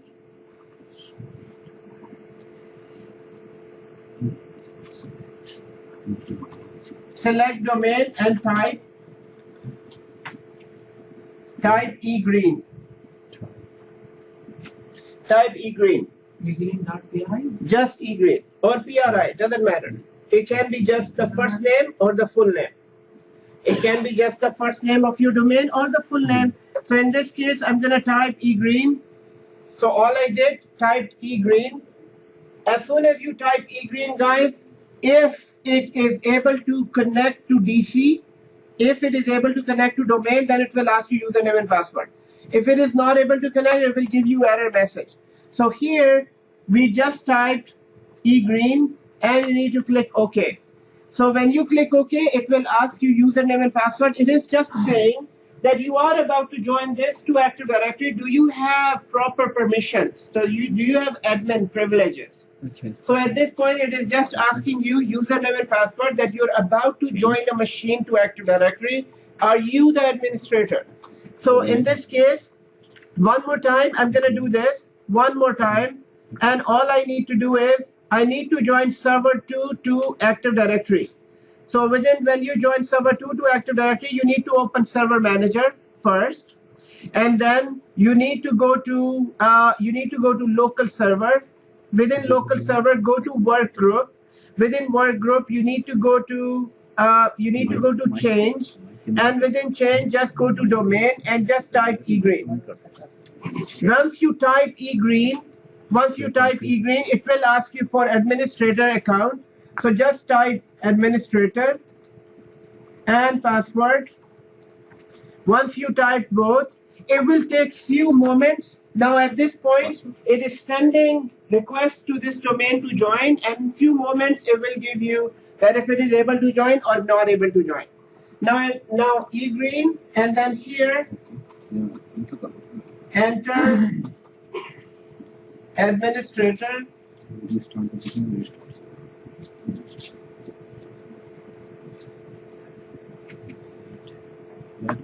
and password. So it is joined. It says welcome to the domain. So it says welcome to egreen domain here. Guys, if you're not able to see this and you get error message, there is only one reason. If you're not able to see this, and the reason is that you haven't mentioned DNS IP address in TCP/IP settings. So if you haven't mentioned the DNS IP address in TCP/IP settings, then you won't be able to join. So if it gives you error message, then make sure that in your IP settings you have DNS settings that we did yesterday. Now in this case, all you need to do is just click OK, and once it is done, it will restart for. And now you have added server 2 to Active Directory. And our last point will be there will be logging in with Mike's account on this server. So we'll be using, so Mike is in Active Directory. Basically, Mike is in this listing. And Mike needs to log into a resource. Now, what are we trying to do right after this, guys? Right after this, everyone, let's understand. Remember, we started our talk with this drive, USB drive, and a listing. I need to control something. So now this is egreen server 2. Egreen server 2, and egreen server 2 has to be part of this listing as well. Now I have Mike in Active Directory. I added this. Now Mike can log into egreen 2. So without adding egreen 2 to Active Directory, Mike cannot log in because Mike is part of this listing. So for that reason, guys, now server 2 is asking me to log in, and now I'm gonna log in to here in egreen. Now, a most important part is this, guys. By default, it will want you to log in using this account. It's saying egreen serve 2. Guys, we need to log into a domain, not a server. So here, whenever it asks you, so just remember one thing, and that is, go back here. It says, okay, you want to log into server. Which server I'm trying to log in? Server 2. So this is server 2, and here it shows me 2 accounts. One is local account of this server, and second one is any other user. Guys, we should not log in with the local account. So always remember, we're not logging in with local account, log in with other account. So I'll click on other user, and here I am going to say Mike. Actually, not Mike. It is M. Adams or Arif's favorite madams. But we have to write egreen.dri. Yes.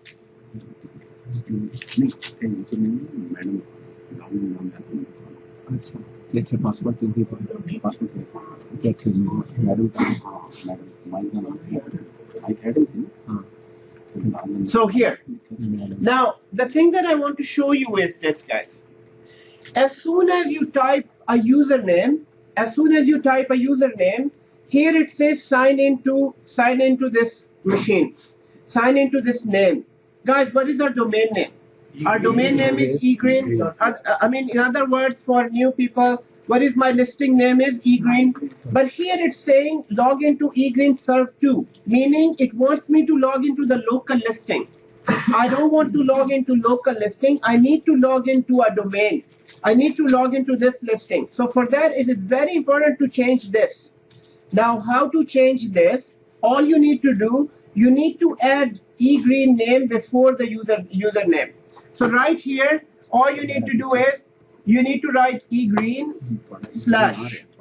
As soon as you write eGreen slash, here it says now you are about to sign into eGreen. And this is a very important point to understand, guys. Even in real environments, you log into a local machine, you don't get privileges. So here we need to log into this, but we are not logging in as administrator. We'll be logging in like Mike or M Adams. So all you need to do is eGreen slash M Adams and the password.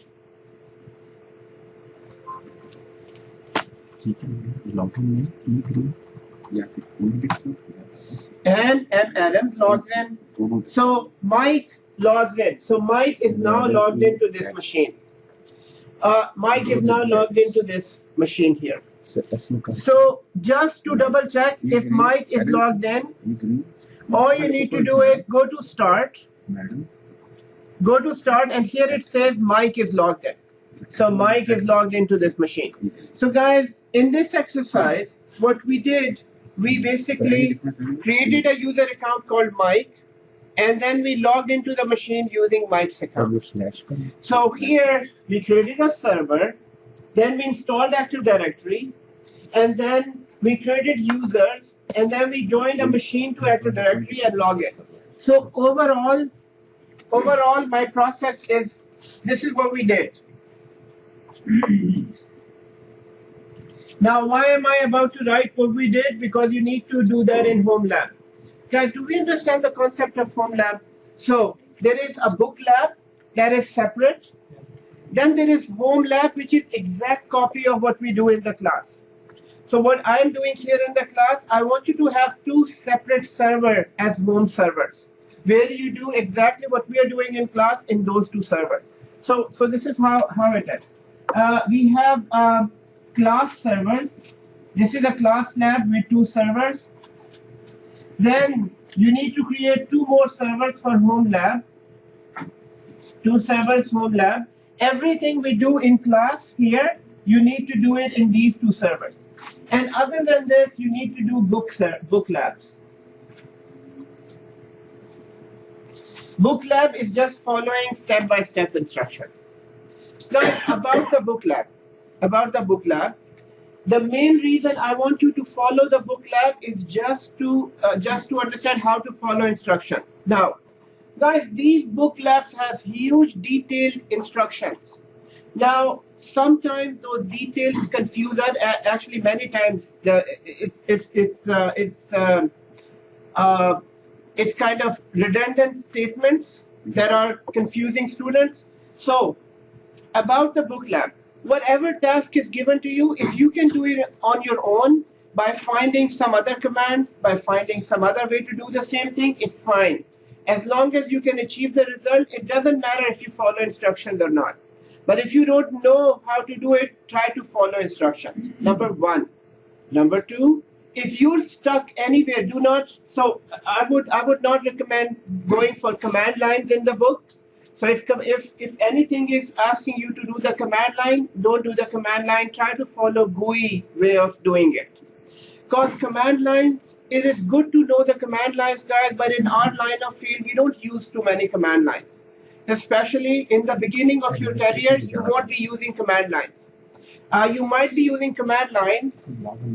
You might be using command line, and knowing anybody is using internet.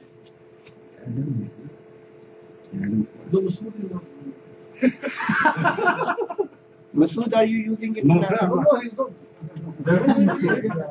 Masood, I don't expect this from you. I mean, I'm not you know, your partner is saying Masood is not using internet. Okay, so guys here. So just make sure by next week you have a home lab. Do we understand about the home lab? Second thing, we are open. We are open 6:30 to 10:30 every day except Friday. You can come here. If you don't understand anything within the labs, come here, sit here within that other room, and I'll be having classes. Amin will be here as well. So we'll try to help you out with the labs. Guys, if you want to do it on your own at home, it's all up to you. But I would suggest come here and do the labs so that you can get the help that you need. Okay, so now we have, so this is what we did so far. So we created 2 servers. I'm going to write that for your home lab. This is your homework. So create 2 servers. Create 2 servers and then name them eGreen SRV H1, so H for home, and eGreen SRV H2, H for home. For class servers, those are without H. So these are 2 servers, and then once they are installed, according to our server build guidelines, so we all know server build guidelines, right? So according to server build guidelines, then install AD on server 1. Number 4, name domain. Name domain as egreen.local. In class, we call it egreen.pri. At home, you call it egreen.local. Once this is created, and then number 5, create verify Active Directory. So the same step we do, verify AD install. Number 6, create OU structure. SRV for 1. Create OU structure as this. So this is the OU structure you need to create at home, exactly what we did in class. And then number 7, create user mic. Create user mic.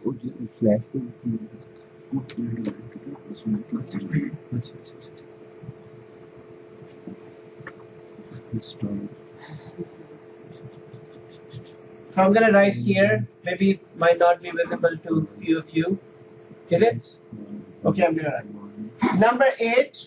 Number 8, join eGreen SRV H2 to domain.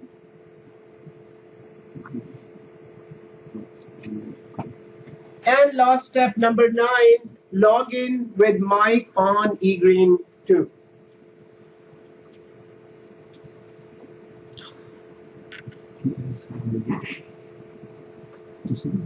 Log in with user mic on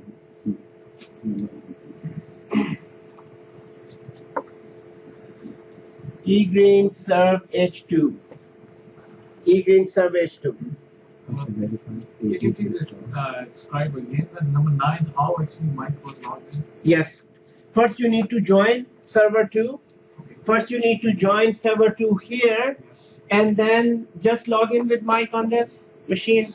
And how do you join? On server 2. On server 2. So on server 2 we did these steps. So server 2, log into the server, then go to server manager, go to local server, and then click work group and change and domain, and then provide credentials, then log in. So this is a joining process. This is a joining process. This is your homework. This is your homework. And I'm gonna put it on WhatsApp so that we all know. Okay, the IP addresses should be same.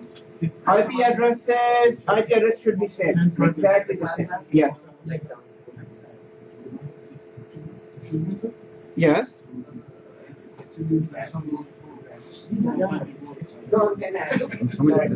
I am. Just after that class. We're having extra time.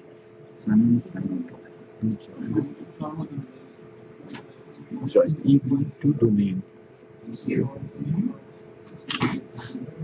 P green, SRV, actually, Yes. that's two. So you're doing what? I'm the one to learn what to deploy. No, I will not. अच्छा He's such a sweet person and so he gets the blame for everything. Mike already सुना admin administrator से आ गया नहीं administrator नहीं आया as using as It is a similar name and having being this week. And sitting behind me too, you know. अच्छा तो लिखो administrator E green Like he administrator didn't और say anything. He said machine is not using it. Yeah, exactly. दो में तुम option दिखाएंगे अच्छा option में पहले बैक स्लैश लिखे थे हाँ तुम तो ऐड करना पड़ता है एडमिनिस्ट्रेटर ऐड अगर दो में तो ऊपर चल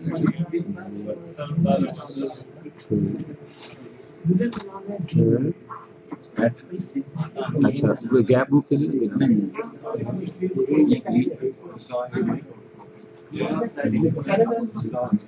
Yes.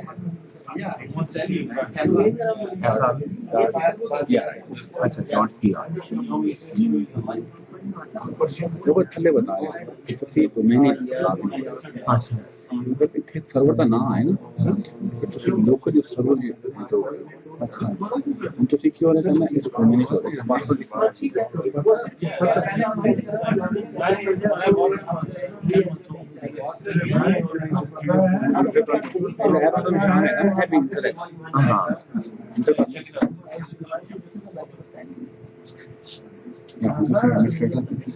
मैं कितना पता चलेगा तुझे एडमिनिस्ट्रेटर लागे ना वो मान के सकता हूं So you like this? तो हमको कहे कि भाई तो सिस्टम डाल देना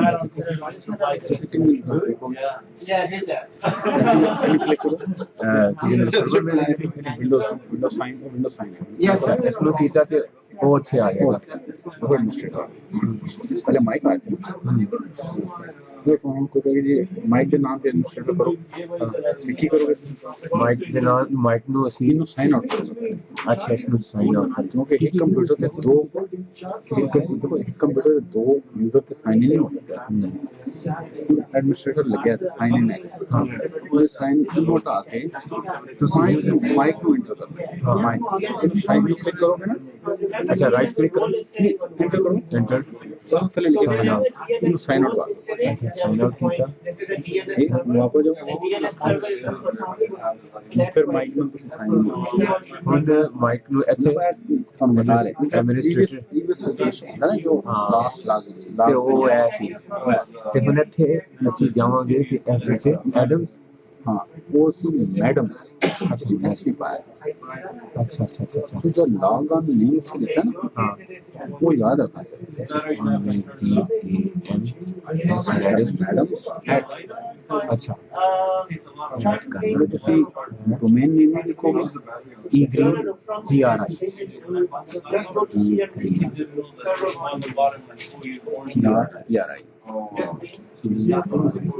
बता रहे हो ये पासपोर्ट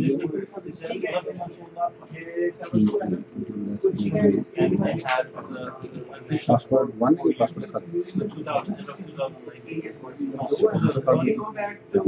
देखो तुम माइक का नाम नहीं करो अच्छा विंडो में जाके अच्छे माइक आगे खत्म होता है कैंसिल कर विंडो ओपन हो देखो शट डाउन इवन ट्रैकर अच्छा इवन ट्रैकर खुला था नहीं ये शट डाउन ट्रैक करना है कि शट डाउन क्यों होया हां फिर क्लेम वो कर दो ये कैंसिल कर दो तो ਤੁਸੀਂ देख लो कि माइक के नाम हां एडम्स हेलो हो गया इस तरह जो भी इच्छा थी तो मैं तो कह देगा विकी इसको लागू So he just bought a machine. ठीक है ना मशहूर ताड़ी का भी अच्छा थोड़ा था 512 SSD. अच्छा तो बुक वगैरह भी रखी है कोई किस तरह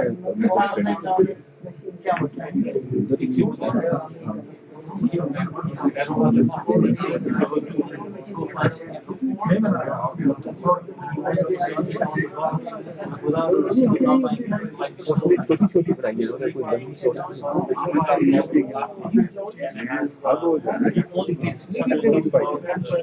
सुबह बैठा आई वो बुला के कम bag That was third generation. यार मैं वाला हूँ गया ही नहीं मैंने दूसरा जरा सेशन शुरू किया It was always in Qatar. I think it's still up. So 50 bucks didn't make a deal. $50. That's all we go back to $50. So this is like one of the latest studies of the MX series. How much are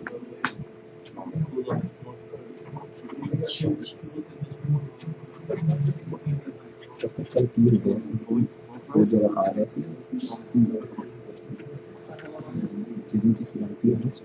Okay. Now, guys,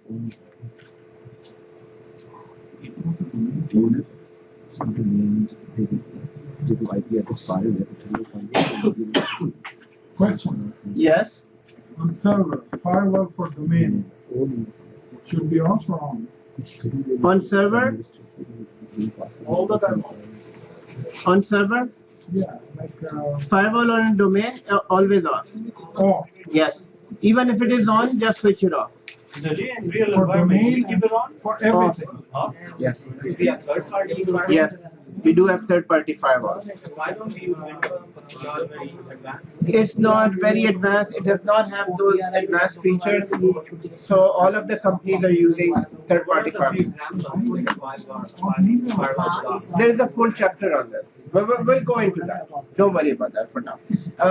In general, this firewall that comes with Windows, it's not very flexible.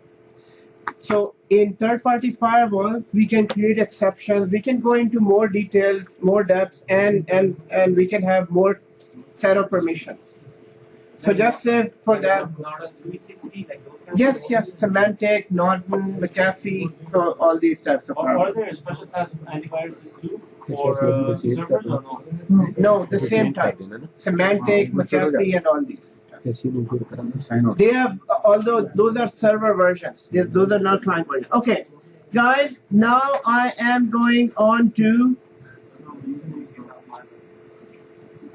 chapter number 2. Chapter number 2 is deploying servers. Now that we do understand basics of Active Directory, so the main purpose of chapter number 4 was to understand basics of Active Directory. Active Directory has more depth. So with time, we're gonna go into more depth inside Active Directory. Active Directory is so important product, guys. Active Directory will be discussed in 410. It will be again discussed in 411. It will be again discussed in 412. And from then on, all advanced products use Active Directory. So Active Directory, so far this chapter deploying domain controller number 4, it is about installing Active Directory, joining a machine, and creating users and OUs. So for now, we just completed understanding basic Active Directory. Guys, chapter number 2, in my eyes, this chapter should have been here somewhere. In here, chapter 7 or 8. But since I don't know why they put it as chapter number 2, it's fine. Guys, it is a bit advanced for new people. For the people who have finished workshop, it's not very advanced for you. It's a bit advanced, but since we have to do it later, so we'll do it now.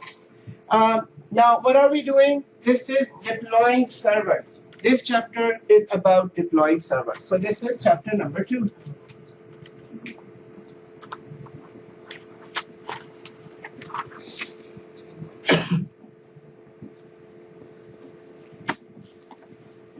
Deploying servers. In this chapter,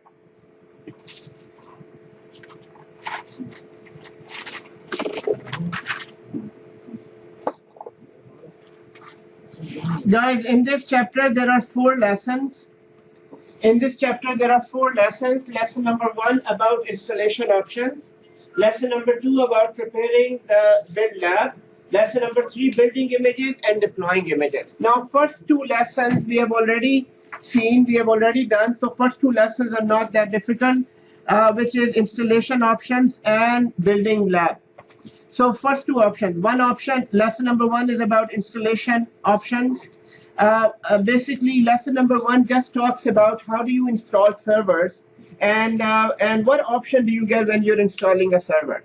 So if you go down on server number 1, you know, I should open slides here. What page number?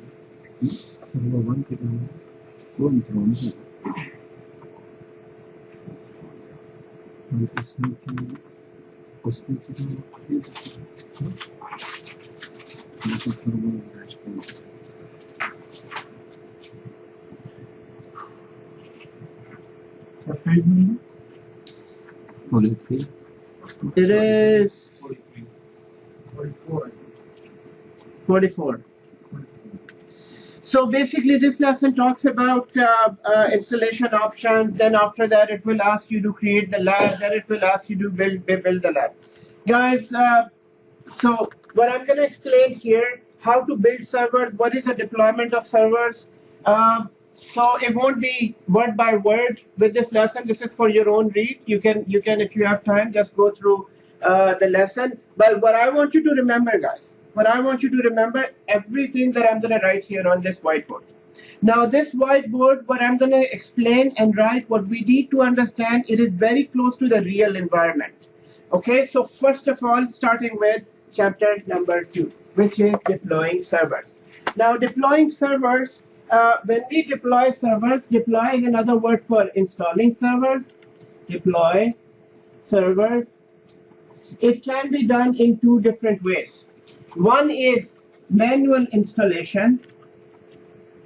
It is a manual installation, and second is automatic installation. Automatic install.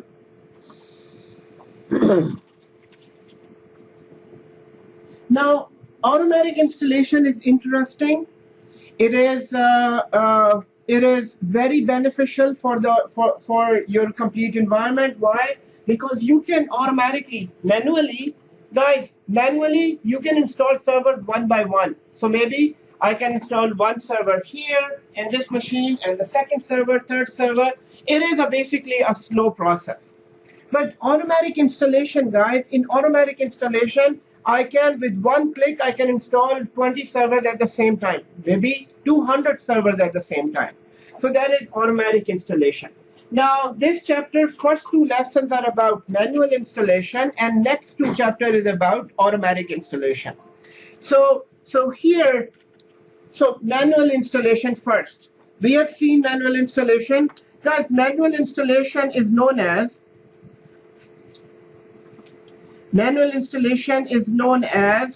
right, like this. So what we did in the last 2 days, manual installation was very easy. All you need to do is create a new VM, bring ISO, attach an ISO to the VM, and just let it install. This is known as manual installation.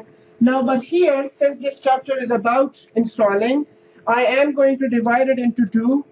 So here, even manual installation can be done in 2 different ways: a physical server or a virtual machine. A virtual machine, a physical machine, a physical server, or a virtual machine.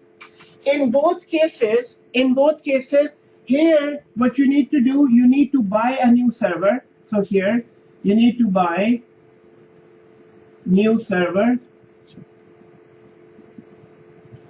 and you need to have a CD,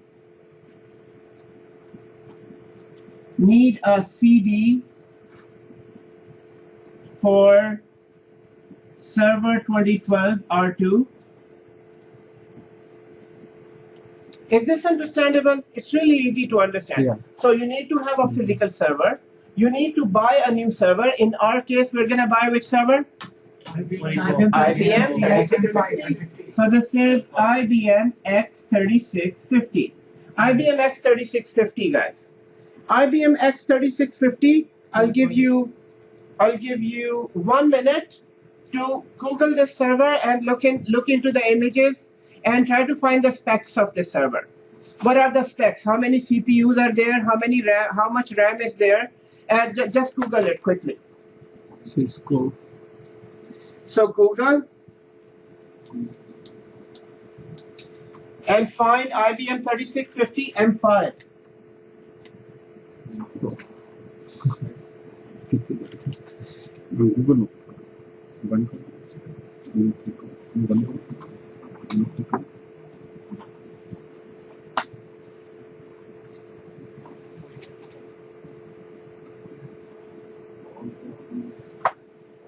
Do you find it? Is it IBM or Lenovo? It's IBM. IBM X3650. Yes. Yeah, I got it. It's the same thing. It's the same thing. I mean, Lenovo. I'm the same company. Lenovo. So IBM sold their hardware part to Lenovo. IBM is more into now application management. M5. So this is M5. Can we find the specs? How much CPU? How much RAM is there? M5.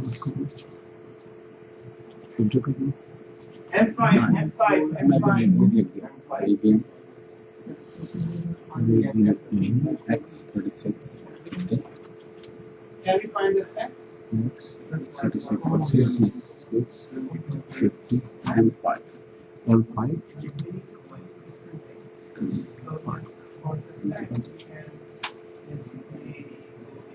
अच्छा कि इसमें क्या नहीं रखो है ना हाँ जी IBM 365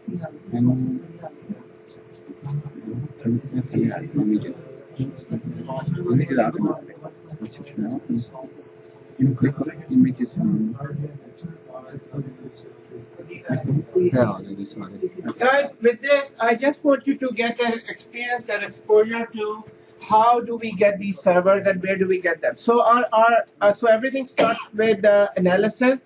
Which servers are better for your organization? And most of the time for medium to large size, for small to medium size, it's more of a budget than the specs.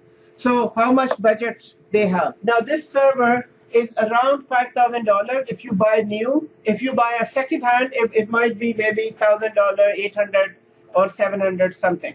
Now, so and that might be M3, M4 or something. So guys, here. So server deployments are of two types. How many types? Two types. Manual and automatic. Which one?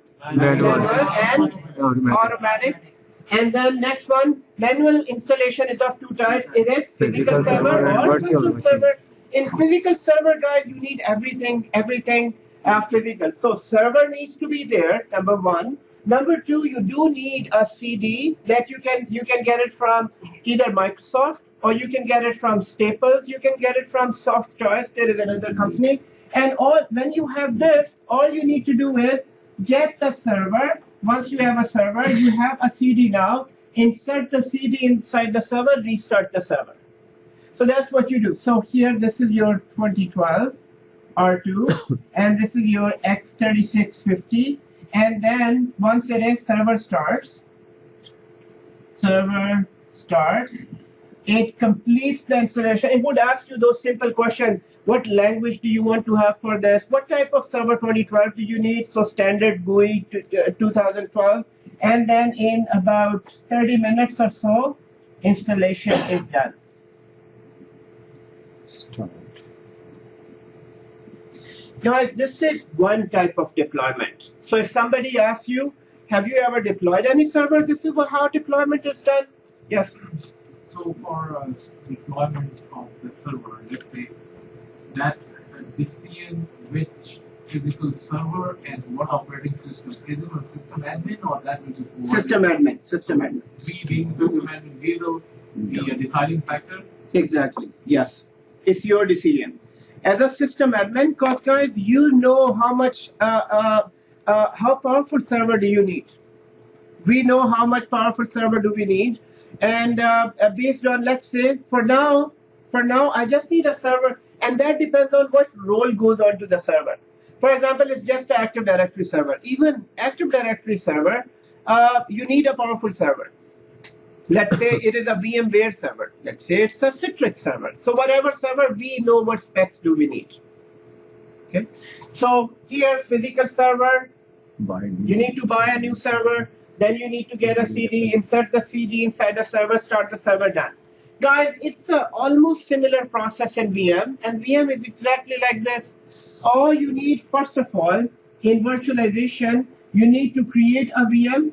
So create a VM.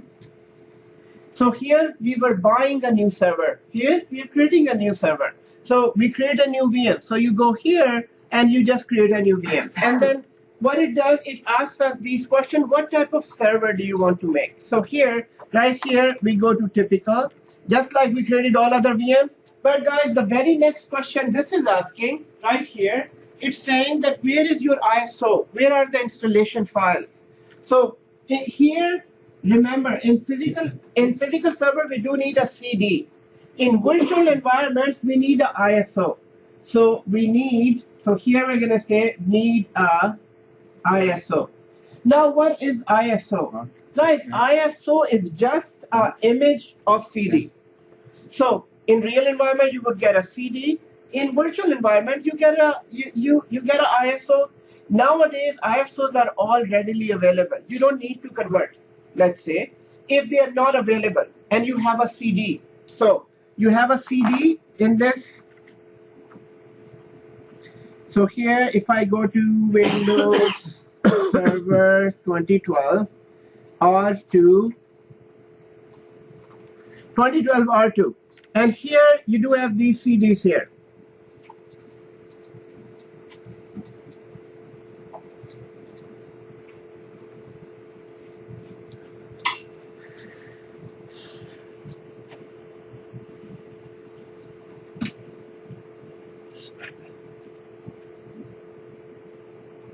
Yes, this one.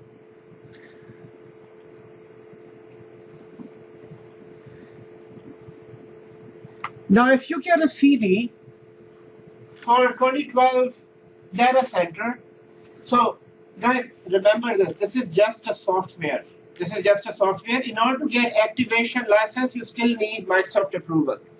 So once you get a CD, you can always use conversion software that can convert this software to an image. If in case, nowadays, you can find ISOs everywhere. So if you have an ISO, it's fine. So you install, you create a VM, you need an ISO, and right after that, what you do is you attach that ISO with that VM. So this is the VM that we have, and we have an ISO in this case. So this is ISO. Attach, mount the ISO on this machine, and rest of the process is exactly the same. You just start the VM,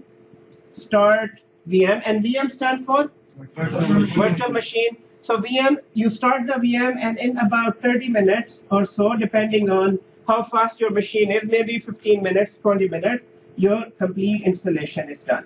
At the end, you will get a server 25.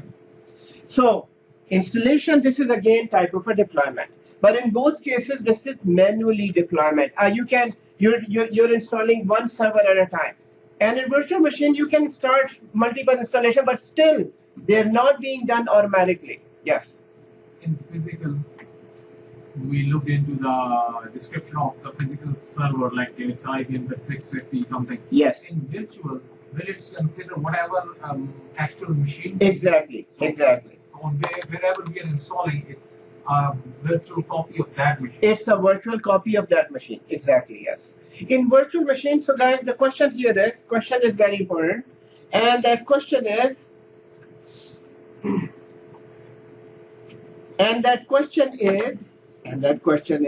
oh man, Masood is sleeping. No? Oh, okay, that's fine, that's fine. So guys, question, do you need a coffee? Go ahead. Okay. Oh, it's done. It didn't work. Okay. So guys, here, just few more hours. So here, guys, deployment is of two types. Deployments is of two types. There is manual deployment, there is automatic deployment. And then manual deployment is that you get a server, you get a CD, insert the CD in a server, start the installation, it's done. In virtual environment, you need to be in a virtual environment. So in our case, we are using VMware Workstation. In companies, they are using ESXi. They are using, and this is one of the training that you need to go through after these trainings. So you create a virtual machine, create a VM, need a ISO, attach the ISO with the VM, start the machine, it's done. In both cases, it's manual. In both cases, it needs your interaction. Now, let's say you need to install 20 servers at the same time. Guys, in order to have 20 servers at the same time, we can go with this option. In this option, if you ever need to install automatic servers automatically, guys, we use a role from Windows that is known as WDS. So WDS stands for Windows Deployment Services. Windows Deployment Services. So one word for automatic servers installation is WDS. And WDS stands for Windows Deployment Services. Windows Deployment Services. It's not difficult to remember WDS, guys. It's not difficult to remember WDS. It is a Windows Deployment Service. So as soon as you see the word WDS, it automatically means it's an automatic server deployment. Now, automatic server deployments are very in nowadays. You will see outside in the market. Many migration projects. People are migrating from older operating system to a newer operating system using WDS. So WDS, the main purpose of WDS is that it will automatically go into this machine and completely install the server, install server overnight, and next morning you have all Server 2012 installed. So that's the main function of WDS. Guys, in WDS, what we need to do in overall 3 steps. We need to remember this, and then we'll go down into this. Guys, for WDS, you need to have same thing. It's the same requirements. So you need to have a machine.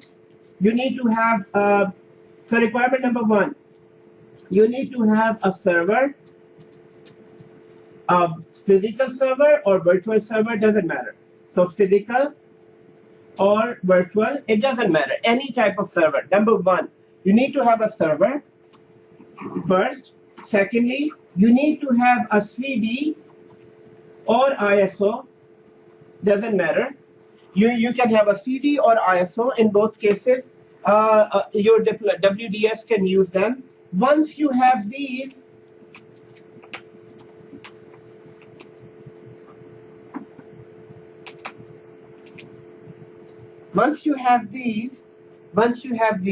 what we do is, so first of all, automatic server deployment, one word is WDS. I can't hear everyone, guys. WDS. WDS stands for Windows Deployment Services. Guys, it has very simple steps, but a difficult configuration. So in order to understand or deploy anything, guys, if you can understand the steps, you can always troubleshoot it, and you can always reverse engineer it. In our field, it's all about how much you understand about a product. It's not about how many certification you have. It's not about how much knowledge you have. Guys, it's all about how much do you know about this product. Can you reverse engineer it? For example, if WDS is implemented somewhere, do you know how to go backward and how to come forward? This is what is known as you're a technology specialist. A technology specialist is not a book specialist, guys. Keep in mind, certifications, we need to have certification just for the sake of our resume. Your resume is very light in weight if you don't have certification. If you have certification, but guys, in real life, let's say your resume was excellent. You were called by a manager. So this is a manager. Are you a manager? Yes. So you were called by a manager. Manager took your interview, and manager was very happy, and manager brought you in his team. Now the first 2 weeks are the one where you need to prove your abilities. if you are just you're just paper certifications. If you just a paper certified person, guys, which you will find hundreds and hundreds of them out there, you'll be kicked out in the first week. So for that reason, whatever I'm going to here, this is summary of summaries. So I want you to remember each and everything, and you can see it's not very difficult. It's really easy. If somebody asks you about a deployment, guys, you don't need to give them a full book definition. They don't need a book definition. Do they need a book definition? No. Guys, interview is all about keywords. Keywords. It's just about keywords. When you say that keyword, they don't need to ask you more questions. They won't ask you description. So this is a keyword, guys. This is what I call a keyword.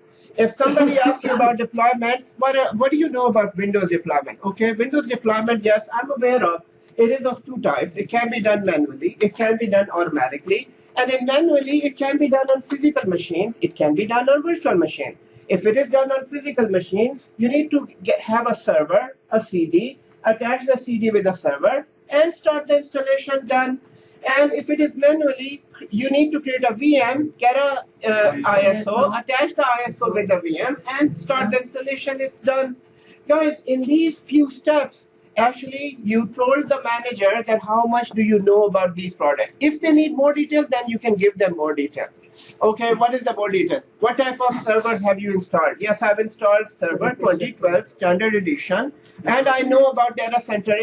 What is your question, right? So, and then automatic deployment is not difficult if we can remember this. And remembering, what is the equation for remembering? We use all four senses: seeing, listening, describing, and writing. And one more thing, just add another thing, guys. Try to make the other person sitting next to you successful. Make it a motto for you that you're sitting here just to make him successful. Guys, if you're making him successful, trust me, you'll be successful. This is what my formula is. So work on the other person and make him successful. But at the same time, do your own homework as well. Just don't keep on asking him to do stuff. Do your homework and make him successful. Yes. Can you repeat the four sentences again? Seeing, listening, writing, and describing.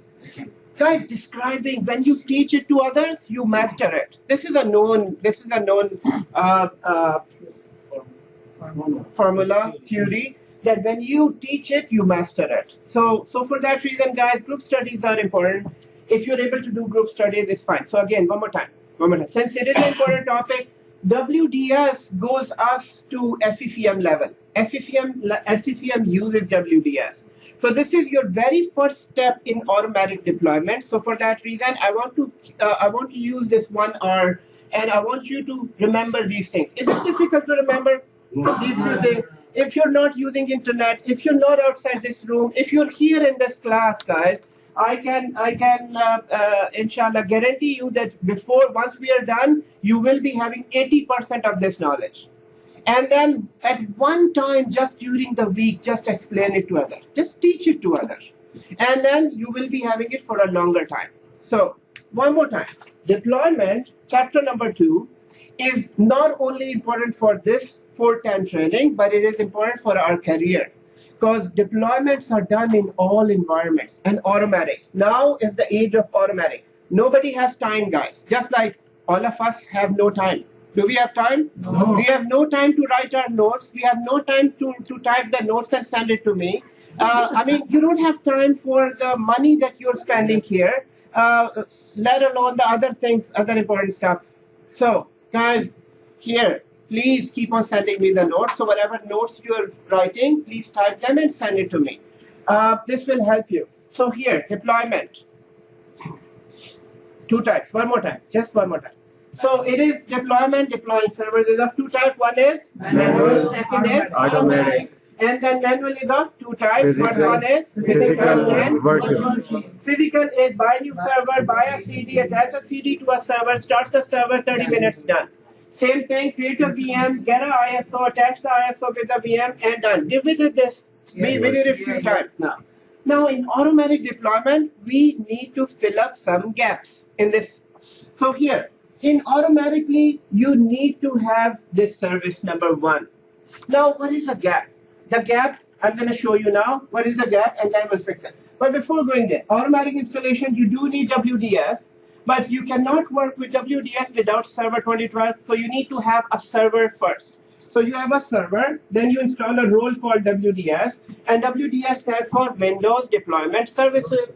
And then you have servers, you have ISO, and all you need to do is right here. I'm gonna. So this is the gray area that we need to fill. And then what happens once you fill up this area? All you need to do is start the server. And again, in 30 minutes or so, server will be installed. So step 3 is the gray area. Step 3, I'm gonna explain. What is that gray area? That gray area is, remember in a physical server? Remember in a physical server, I had a CD, and I can take that CD right here. Okay, I get a CD, so no internet, please. So I get a CD, guys. I get a CD. I'm talking about this gray area now. If you can understand this gray area, guys, it becomes very easy. So in physical environment, I get a CD, I put it in a server, start the server, done. And in virtual environment, same thing. You get a VM, and then you go here within you attach a ISO with this VM and start. Guys, how will you do this on remote machines? For example, if let's say I need to install Windows on that last machine, and I'm not there. Let's say in real environment, that machine sits in Montreal. That machine sits in Montreal, so how would you bring that CD to that machine? So that is what the gray area is. Once you can automate this area, that this ISO or CD can somehow fly to this machine and then be inserted, you just need to start the server and done. So this is what the gray area is. This is what WDS is all about. So rest of the process is exactly the same.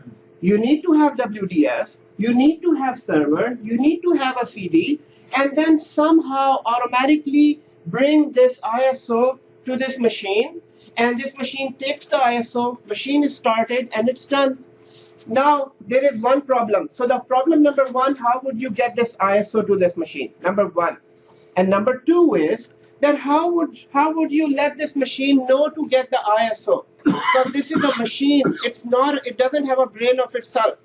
So there has to be something on all of these machines. As soon as they are started, they can ask for this ISO. Once they ask, they will be given this ISO, and then the installation will start. So two things. So number one, so basically this complete process in which you need to automatically give an ISO to the machine, and then machine should start installing. This complete process is known as image packaging. We have to package that image. So just a simple metaphor, it will be something like this, and I'm going to give you steps here. So all you need to do is, first of all, you need to get our ISO, right? And then we need to have this ISO. We need to package this ISO. So first of all, ISO. Now this ISO was used directly here without packaging. You get the ISO, you put the ISO in a server and start the machine, it's done. You get the ISO and put it into VM and it's done. But in this case, all we need to do is, first of all, get the ISO. In WDS, WDS stands for Windows Deployment Services. In Windows Deployment Services, you package it. So this is WDS, and WDS will package it. It will be packaged, and then it will be sent automatically to this machine. In this machine, it will unpack the message, and then install the ISO. This is what happens in WDS. But before, so there are two parts. First, we need to package it. You need to bring it, package it. Once it is packaged, and then you can send it to any machine. Once it is packaged, it is sent to all the machines. So now this is just for understanding. So here, automatic deployment and manual deployment. So manual deployment, I'm going to make first of all. Manual deployment. In manual install, all you need to have is a machine, a computer. You need to have a computer, number one. Number two, you need to have a CD. Number two, need to have a CD. Number three is insert CD in server. Number four, start a server. Start a server. Now, what happens after starting? Guys, I'm going to show you so that we can understand. If anybody's feeling sleepy, you can go back there, just walk a bit. So that this is very important part, and it's not Jamshed this time. Jamshed is active. There are some other people, and I know that after 3 hours of classes, guys, we do get tired. But this is very important. This is very important. And this will be your homework for the next week. So you have 5 days to do this on your home lab. So guys, here now I'm doing this computer CD and insert a CD. Let's see what happens after start. So I'm going to create a VM, and here this is the ISO I am giving. Now at this point, if I give a 2012 ISO, this VM will become 2012. If I use Windows 7 ISO, it becomes Windows 7. So make sure what ISO. In my case, it is 2012. And next, and you name it. So you name it anything. For now, this is just for example, and done. Right, guys. Now keep an eye on this. What happens now? So as soon as it starts, so right after that it starts. Now what it does is right here. If you look at here, it's saying it's loading files.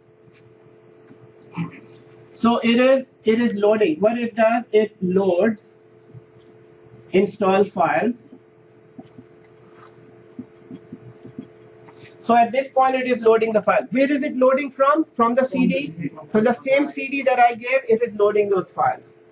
And right after this, it is now asking us few questions. So it is asking us few questions. At this point, it is asking us, is it language, time, and few other things not important to remember. So here next, and then it asks you install now.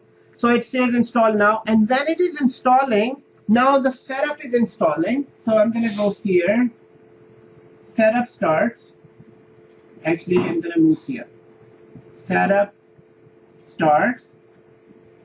And right after that, it will ask us which version. So here we're going to select 2012 R2 standard GUI. So standard GUI. So here we're going to select the second option actually. So second option, standard GUI 64-bit. And after that, I think this goes on to it will ask you the terms and conditions. And next, it will ask you that if it is an upgrade or a new. So it is a new installation. And it will ask you for the disk. No need to remember these things, but I'm just showing you what happens. So right after that, guys, it is on a cruise control. So it goes automatically here. So look at this. Copying Windows files, gathering file, installing features. So this is important to know. Now at this point, it is copying. It is gathering information. Gathering. And then it is installing features. And it is installing updates, and then finishing up.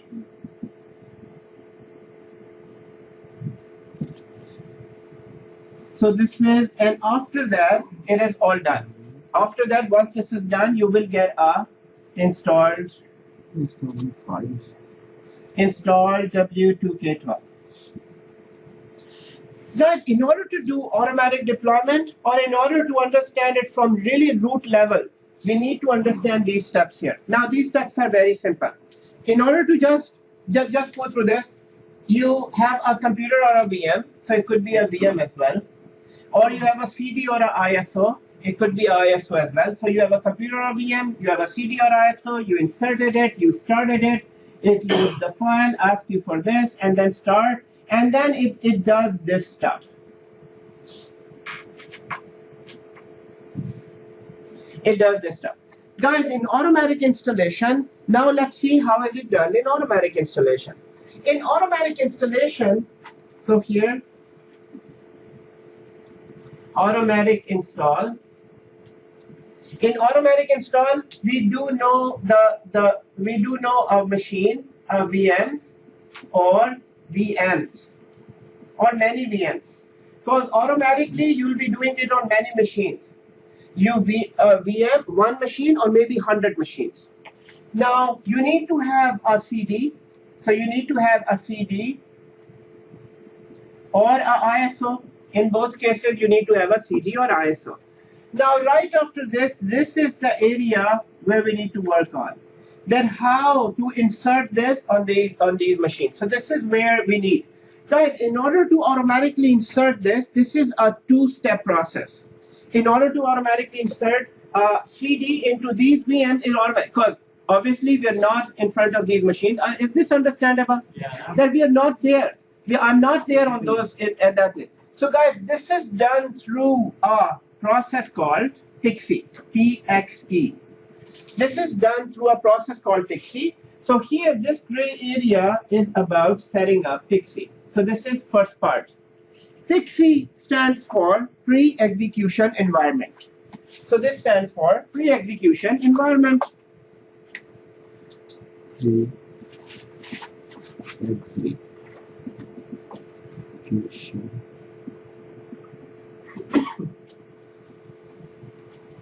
Pre-execution environment. Pre-execution.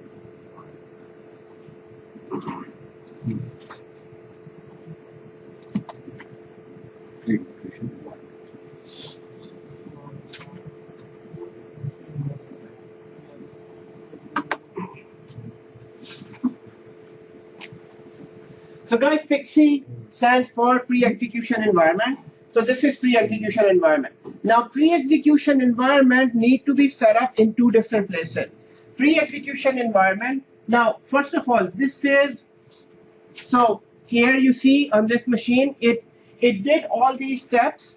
It did all this step, and this was basically done automatically. You didn't do anything, but the manual part was all this. Now, do we understand PXE? PXE is known as pre-execution environment. Pre-execution environment is, guys, always remember, whenever the word PXE is, I want to get this ISO automatically to this machine, and this machine, and this machine, and that machine. This is what PXE is used for, pre-execution environment. Now, pre-execution environment needs to be set up in two different places. So, needs to be set up on clients and server, on WDS server and the client. So pre-execution setup need to be set up on WDS server and a client. Which one? Here? Install update. Installed to W2K finishing. So guys, here, so now 2012 was installed. So here, guys, so in order to automate, so what is the main purpose of PXE, Atif? Pre-execution environment And what is it used for? is used for basically Carrying a ISO. deploying ISO on the remote or ISO automatically on machines. On other machines. That's one liner we need to remember. From now on, whenever the word PXE comes, which is pre-execution environment, the main purpose is just this. The main purpose is that you are about to send the ISO on these machines automatically. If PXE is not there, guys, then the only other way is that you walk to that machine and then install. Then you walk to that machine and then install. So this is the only way you can do it. So it will be manual or it's going to be automatic. So automatic is going to be through PXE. Automatically it's going to be through PXE. Guys, PXE needs to be set up on the WDS server and on a client machine. First, look at the client machine. Guys, PXE on a client machine needs to be configured.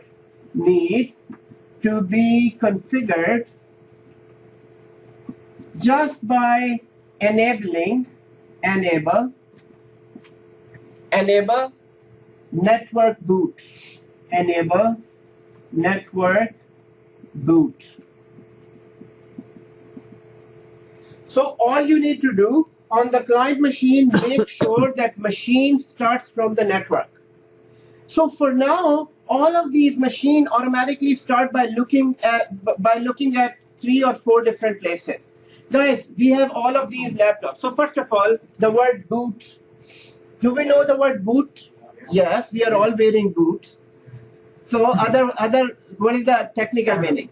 Startup. So guys, boot means, for everybody who is new, boot simply means that startup, machine startup. So I'm saying that your machine is starting from the disk. His machine is also starting from a disk. So all these machines, when they first time start up, then they do need instructions.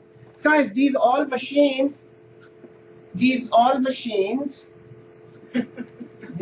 not internet, right? Okay, so guys, here, are we all here? Yes. Is it too much information for today? Okay, guys, it's fine. We're gonna go on. We can't finish it. It's still 1 hour. Oh, break time? No. It's a bare machine, right? It is a bare metal install. Yes, it will be. There will be bare metal install. Okay. I can read your eyes. My eye? My eye? Your eyes? No. Okay. Aman. What did I do? Nothing. Is it only for bare metal machines? No. It can be for any machine. Yeah. It can be for any machine. But for now, understand bare metal machine. Okay, so let's do this. Just 3 minutes freshen up break, guys. It's a lot of information. 3 minutes, just 3 minutes, guys. Sitting here, maybe walking, and in exactly 4:15 I'm gonna start because we have less time, and I want to make use of this time. So 3 minutes, guys. Just 3 minutes.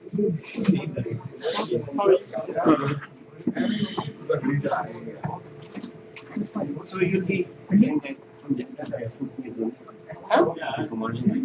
इस तरह नहीं आता है कि वो start हो जाता है ठीक है वो जस्ट वर्जन पे डिपेंड करता है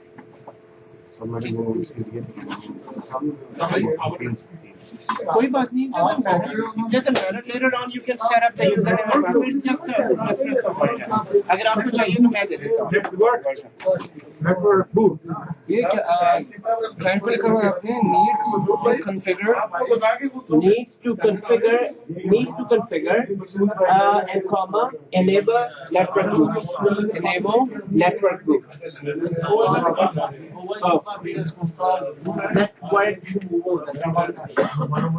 हमारा क्या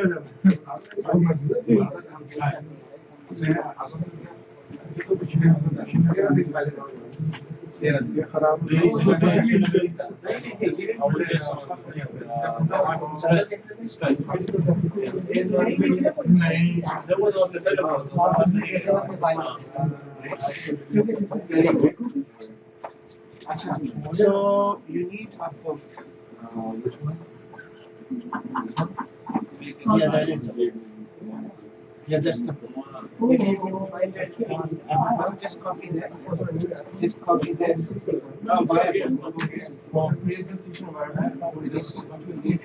You know, you do need a book.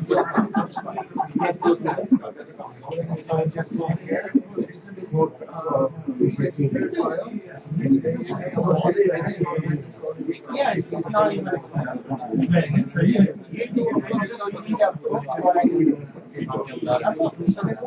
Just go for it. So you need this. And since you buy one book, maybe buy all 3 books. Which are the other two? So you can go back to the, let's say, Windows.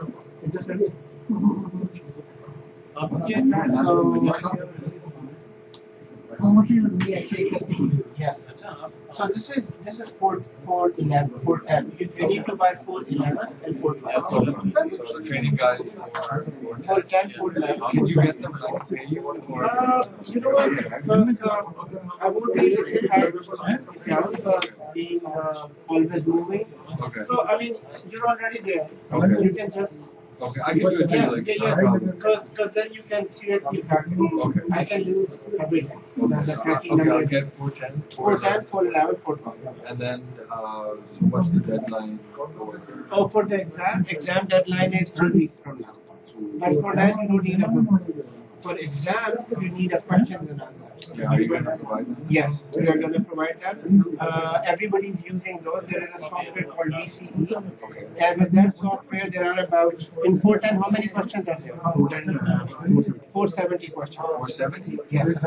Question, answer, question, answer. So once we need to install the software, we need to have the file, and you just prepare those in 3 weeks and go for that. It's not difficult. It's really easy. It looks 470, but it's not. Okay. No, it has 477 questions, but it's not. I mean, once your brain starts working there, it's really becomes. It doesn't start. It does start. Also, sir, मुझे भी दीजिए तो Okay, so you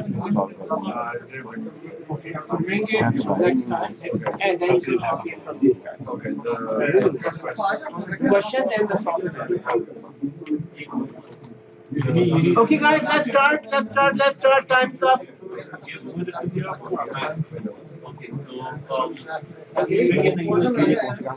Huh? Okay, you know what? कैडी जो है book कैडी जो है वो मैं आपको बताता हूँ अच्छा तो मुझे आपको लेना है और मैं ये यूज कर रहा हूँ ये वाला मैं आपको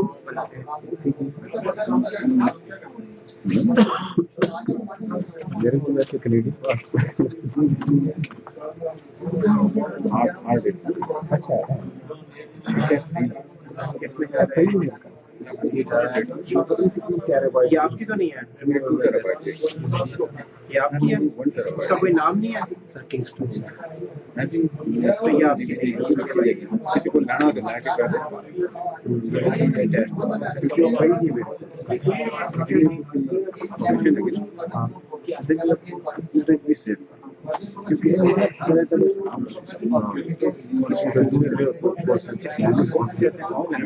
क्योंकि यार इसमें जगह नहीं है क्या करूँ कुछ रिमूव करूँ इसमें जगह नहीं है आपके पास कर लो अच्छी बात है यार बड़ा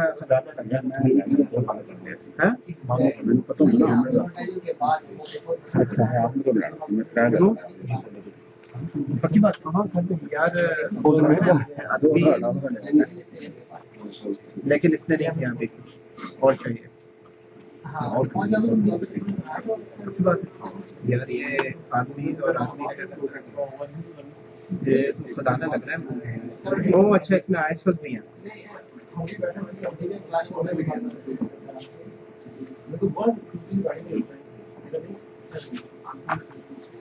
Okay. Let's see. आपकी हो रही है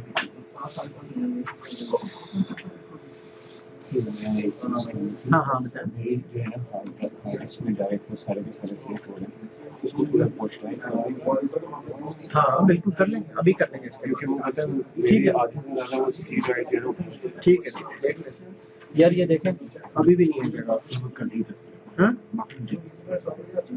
ये भी लीजिए आपके पास आया सो है ये तो चाहिए ही ना आपको आया मैं आपको यही तो दे रहा हूँ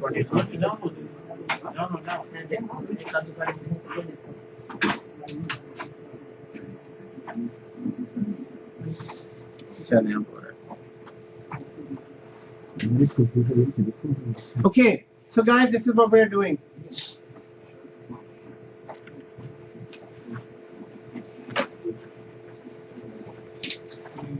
so automatic deployment Everyone, automatic deployment is you need to have VMs or computers, and then you need to have a CD or ISO. And then what we need to do is we need to enable automatic deployment by enabling Pixie, by configuring Pixie in the environment. And when you configure Pixie in the environment, it needs to be done on 2 levels. So first of all, on the client side, and what is referred to as client? Guys, what is referred to as client? Client is referred to as a machine on which you're doing an automatic installation. Client is referred to as a machine on which you're doing an automatic installation. So in this case, this is how it is working. So we need to enable Pixie, and Pixie stands for Pixie pre-execution environment. Pre-execution environment. Radha, what's happening? Okay. So here, so pre-execution environment. And pre-execution environment needs to be done on a client machine first. And client machine refers to as a machine on which automatically, this is referred to as client machine, where I need to send automatic install. So client can be 1, client can be 200, client can be 4,000. So all these clients, so you have clients here, and the client needs to be, and you need to enable network boot. Now when we talk about boot, guys, boot simply means machine or computer startup. This says it means computer startup. So computer startup. Now computer startup, guys, since we must understand that very basic thing, that these all machines need some instructions to start up. These all machines cannot start on their own. They need instruction. So when computer starts up, they look for startup information in few different locations. They look for startup information in few different locations. So first of all, they would go and look into CD. So as soon as this machine starts for the very first time, what it does, it automatically goes into CD and sees that if it has the ISO. If it couldn't find the ISO, then the second place it will look for is the hard disk. Hard disk.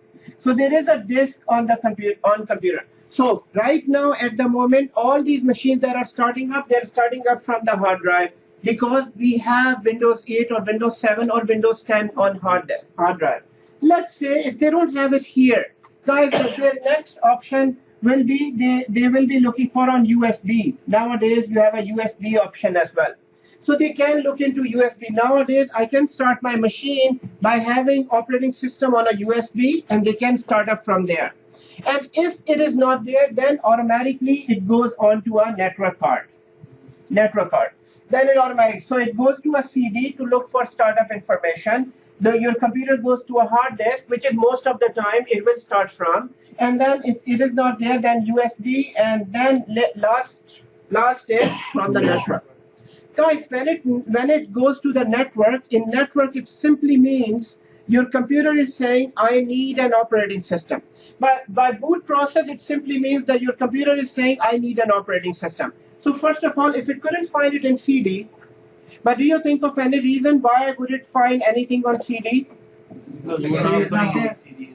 For now, we are not putting it in CD, but when would you use a CD to start a machine?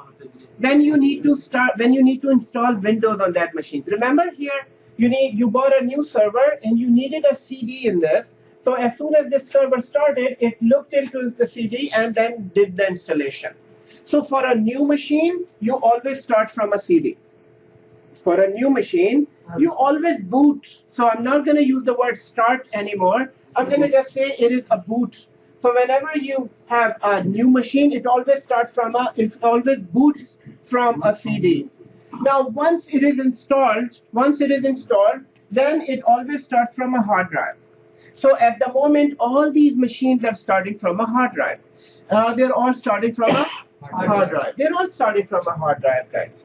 Exactly the way we're using these smartphones. Guys, whenever you restart a smartphone, it looks for an operating system. Because it's a machine, it does not have a brain of itself. So within the smartphone memory, there is an ISO for Android. So Android is installed basically inside. This is known as a boot up process. Boot up is phone started. It looks for the startup information and started. Same goes for all these computers.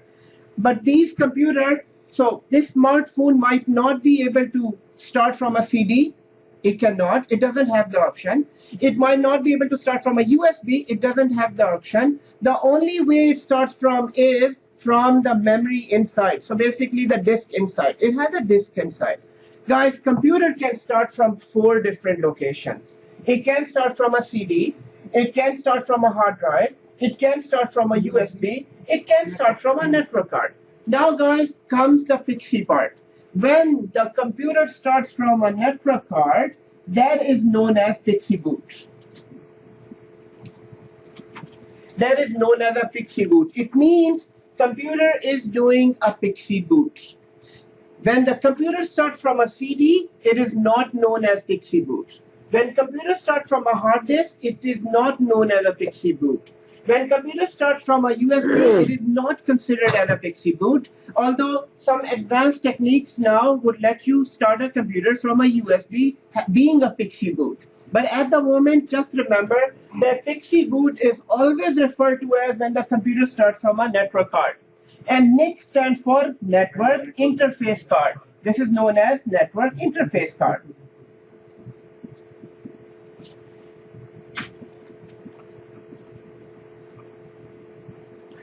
This is known as Network Interface Card. So guys, right here, Pixie. So this is known as Pixie. Now, one more time. Why are we understanding this? Because we wanted to automate servers installation. Why are we automating server installation? Because we have a deadline to deploy 200 machines in the next 2 weeks. Guys, a normal process, in manual process, you cannot achieve this in 2 weeks. You can't. And basically, and plus, if the machines are scattered throughout different cities.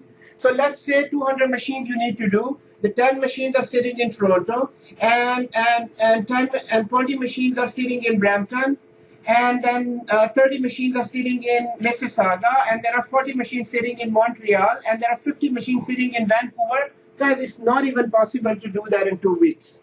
The only way to speed up this process is automatic installation.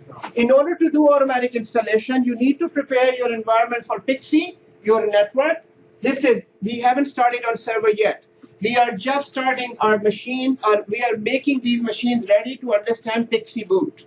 So all we need to do is, first of all, if these are brand new machines, these are which type of machines? Brand new machines. If these are brand new machines, guys, then they will automatically understand Pixie. If they are old machines, then we need to set up Pixie in them. So if they are brand new machines, why would you think brand new machines can automatically understand this? No operating system. Because there is no operating system. So basically, it goes here and knocks at CD door. Knock, knock, knock. Do you have the operating system? CD says, no, I don't. So what did it say? No, I don't. Did you say that? So how do you know it's some female is there? Like she had a sweeter voice, that opens the door for her. Not like how I said it. Okay. Guys, the next one is hard drive. Guys, remember this startup process, 100%. This is not difficult, guys. It's really easy, but remember this. So again, one more time. Boot process. This machine boots up. It has 4 doors to knock. This machine boots up. How many doors? 4 doors. So first of all, it goes to CD and says, do you have an operating system for me? It says, no, I don't, because you never inserted the CD. Then it goes to the hard drive, the best friend, and ask the best friend, do you have an operating system for me? Guys, here in all these machines, we do have an operating system. So all our machines are basically running from here. Now, for any reason, if this hard drive crashes, in all these machines, if this hard drive crashes right now, your complete server will go down. Now let me show it to you.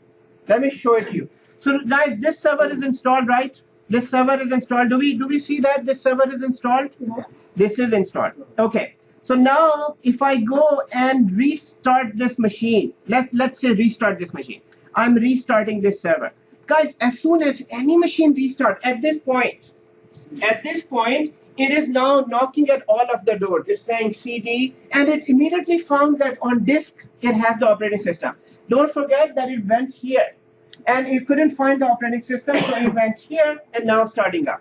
And it is starting up. Now let's see what happens if disk is not there. So guys, as soon as So it is starting up. As soon as I go to the settings of this VM, so I'm going to go here, and this is the disk here. This is disk. This is hard drive. So I'm going to remove this hard drive now. So basically, this door is not even available. So I removed the hard drive, and this time I am going to restart now, reset. So it does the knocking again. So it goes to this CD. It couldn't find anything. Okay. So in this case, because in CD we have a ISO. So what it's doing, it's reinstalling it. So let me remove the CD as well. Let me make it empty. So since we do have a CD here, because we had the ISO, let me remove it. So I'll remove this and then restart. So see, before it was giving complete Windows, now it is starting it. Because it went to CD and said, do you have something for me? It gave the ISO. Now here, since I removed the CD and now restarted, guys, it is doing a boot up process. So at this point, it goes, and it couldn't find anything here, and it couldn't find anything here, and automatically this is known as Pixie boot. This area, then it starts looking for this is now, it's saying on the network. At this point, it is at this level, because USB is definitely not available. So at this network level, it is now broadcasting, and guys, the word is broadcast. Broadcast is a technical word. Broadcast. Guys, all these computers, this is now broadcasting. And it is saying that, do you have an operating for me?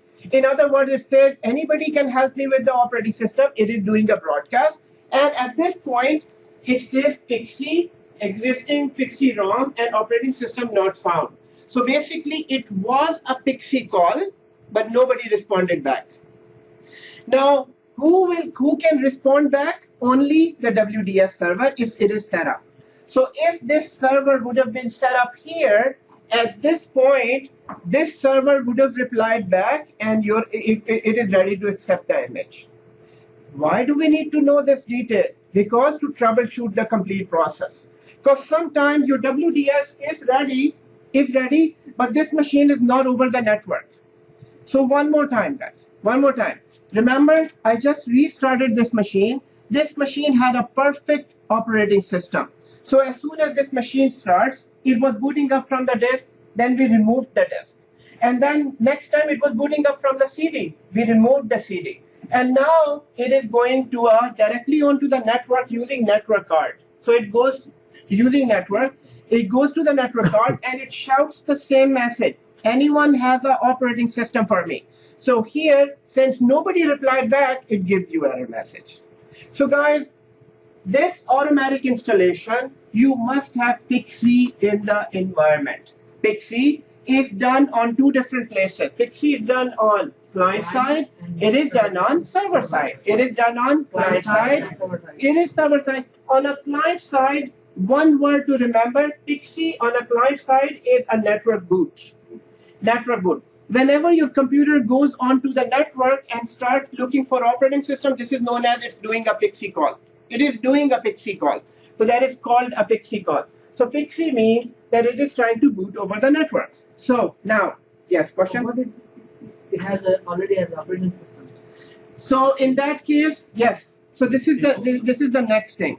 Let's say, guys, I have a Pixie here on this machine.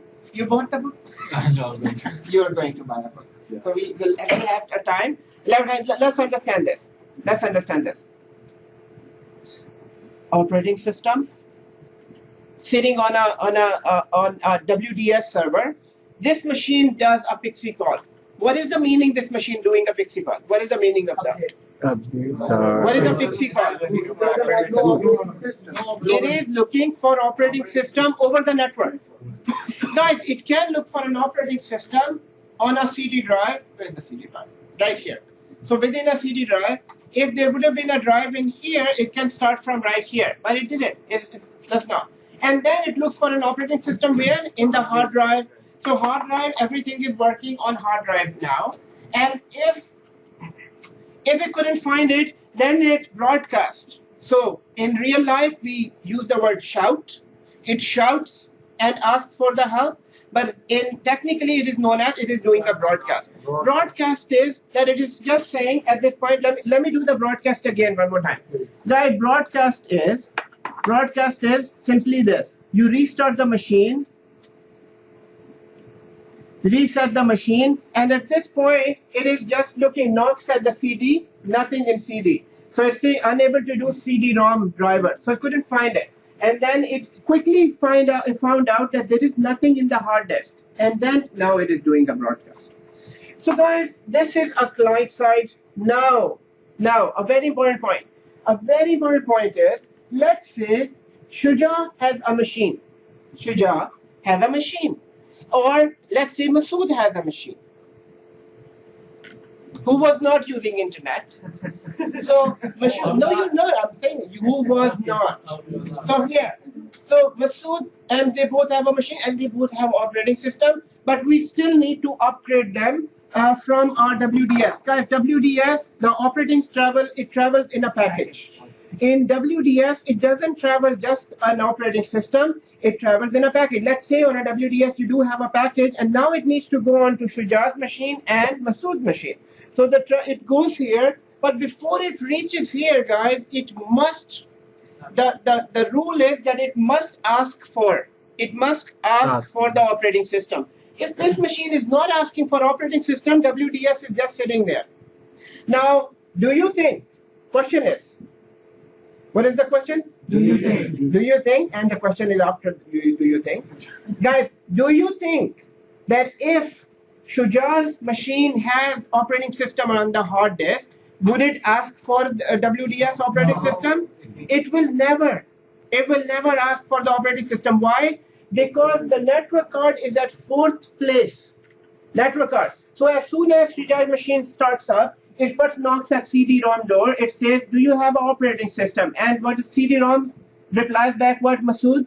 No. CD-ROM replies back, no, I don't. And then at the same time, it would ask the hard disk, do you have the operating system? What do you think? They already have an operating system. So it won't even reach to that point where it does the Pixie broadcast. Guys, for that reason, we need to do a minor change in Shuja's machine. We need to do a small change in Masood's machine, so that now the change is, I'll come back to your question. Guys, what we need to do is, everybody's on the same page here? Yes. Except Ijaz. Are we on the same page? We were 5 minutes back. Okay, so here guys, here. I know time is almost up. Just few more hours, guys. For the new guys. For the experienced people. Okay, here. The small change that I need to do is, I need to move this network card request first here.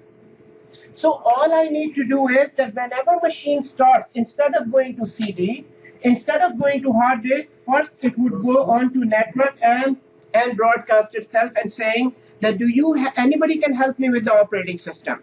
So this little change that you need to do on the computer, this is done from BIOS settings in all computers. This is done from the BIOS settings. So this change on a machine, so we need to change from a BIOS. Make a change. Change in BIOS. BIOS. BIOS stands for Basic Input Output System. It stands for Basic Input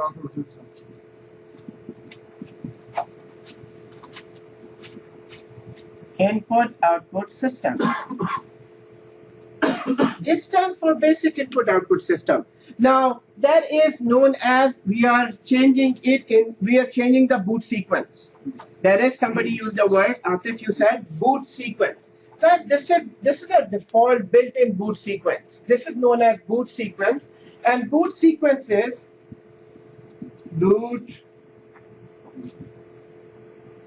Boot sequence is the very first thing. It will look for CD, and then it would look for hard drive, and then it would look for USB, and then it looks for the network card, which is Pixie. So all we need to do, we need to go into computer's BIOS and move this up. so that it always knocks at the network door first and then goes to.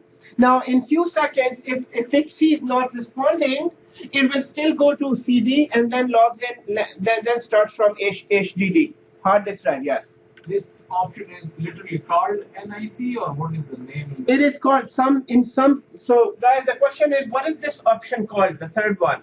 In some computer, it is called network boot. In some computer, it is called NIC boot. Whenever, so you will see these options, whatever is the fourth option, that is your PXE boot. And is it optional? We need to enable, disable in the setup? Or No, it is nowadays, it is enabled in all computers. Nowadays, in all computers, this option is enabled. Okay, so now I'm going to show you how to go into the computer's BIOS, and BIOS stands for Basic Input Output. Basic Input Output. Basic Input Output.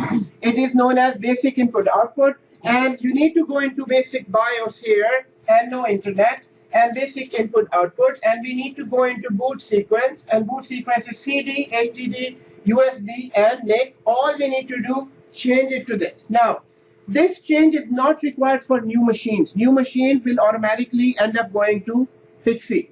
But guys, here I want you to remember that what is a PXE setting? If I ask you, make a PXE setting, make a PXE boot on your computer. So the answer is, all you need to do, go into BIOS and change the boot sequence. Make it first. Make it the first door. It's just like 4 doors that your machine needs to knock. So first door is CD, second door is hard drive, and third door is USB, and fourth door is the network. It needs to broadcast. So now I'm going to show you how to go into a BIOS. In VMware, in order to boot into a BIOS, this is how we do it. So you right click on a machine, on any VM. Right click, guys, right click on any VM. Right click on any VM. First of all, I want you to see it's right here. It says power on firmware. So that BIOS, it used to be called BIOS before, and nowadays that BIOS is known as firmware. So it is known as power on firmware. Guys, when the machine is on, you won't be able to power on to firmware. You must power off the machine and then power on to firmware. So all you need to do is that power off. First of all, right click on that VM and power off. And once it is powered off, all you need to do, right click again, now go to power and power on firmware. Now you're basically going into the BIOS, and within the BIOS, you're about to make these changes here. So this is now, as soon as the machine starts, this is how BIOS looks like. So now this is, you're in the main BIOS. What is BIOS? Guys, BIOS is basic input output. Actually, this is the place from where it gets the basic instructions. Power off. Guys, the thing here is, there is no difference between this bottle and a computer.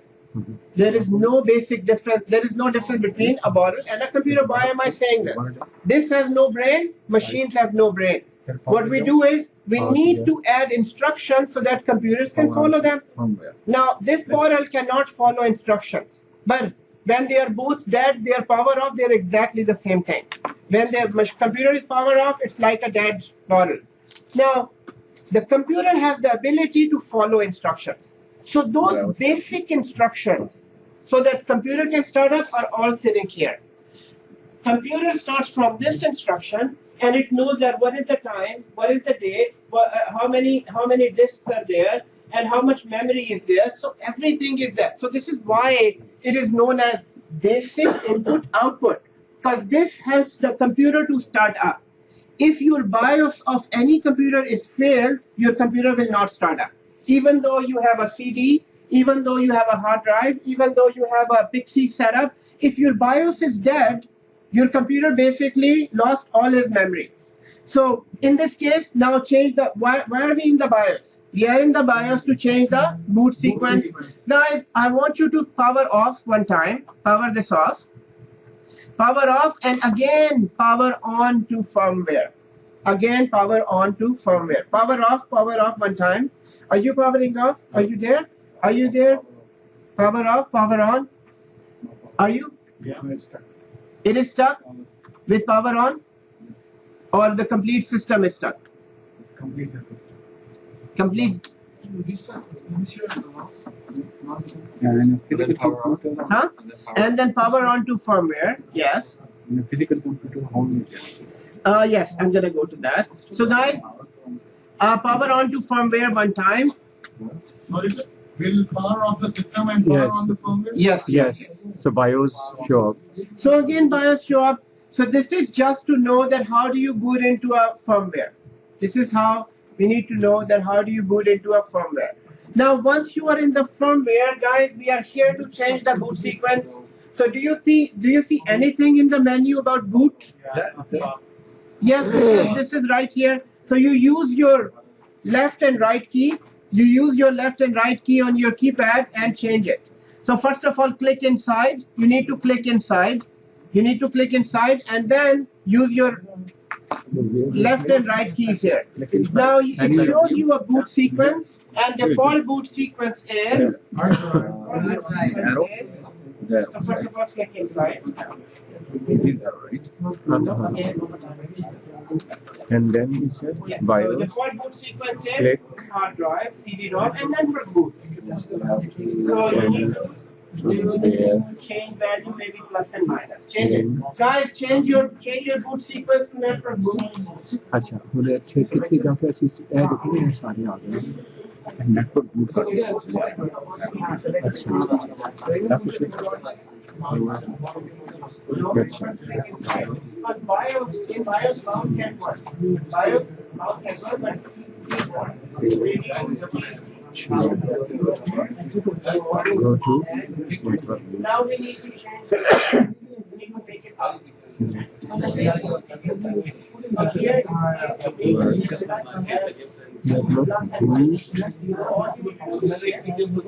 on Intel actually on Intel network card network Yeah.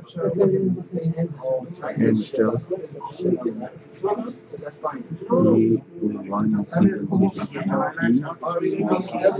इसको की करना click करना है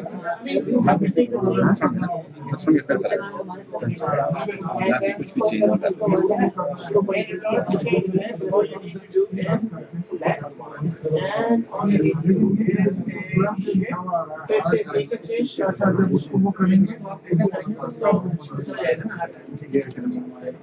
But for now, use minus Save and 7. exit F10 as a line.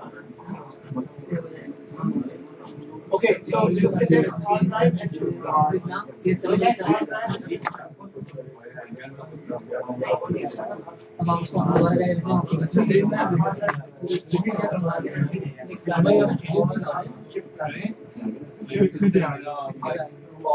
He wears that right? When I work out for a day and I take pictures, so like you want to look at them like वो मैंने तो उसको वो कर दिया कोई बात नहीं, it's fine, it's fine. तलाश कर So it will try to find, it couldn't find anything, and it will log in with that. Otherwise, you can go back to the BIOS.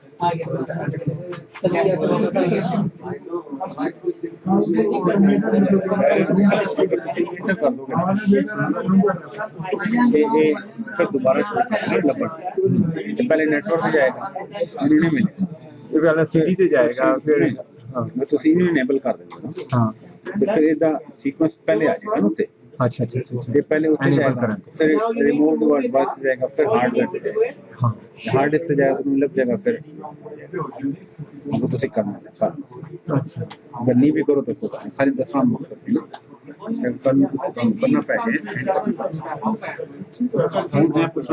Physical computer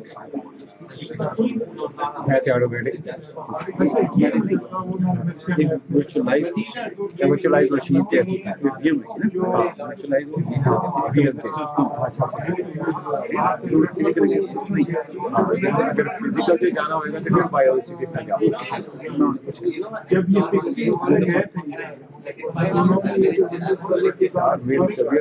बड़ी बात लेकिन मैं cross race नहीं कर सकता their class No is fake crisis. It's the it's really I you Yes, and the number one no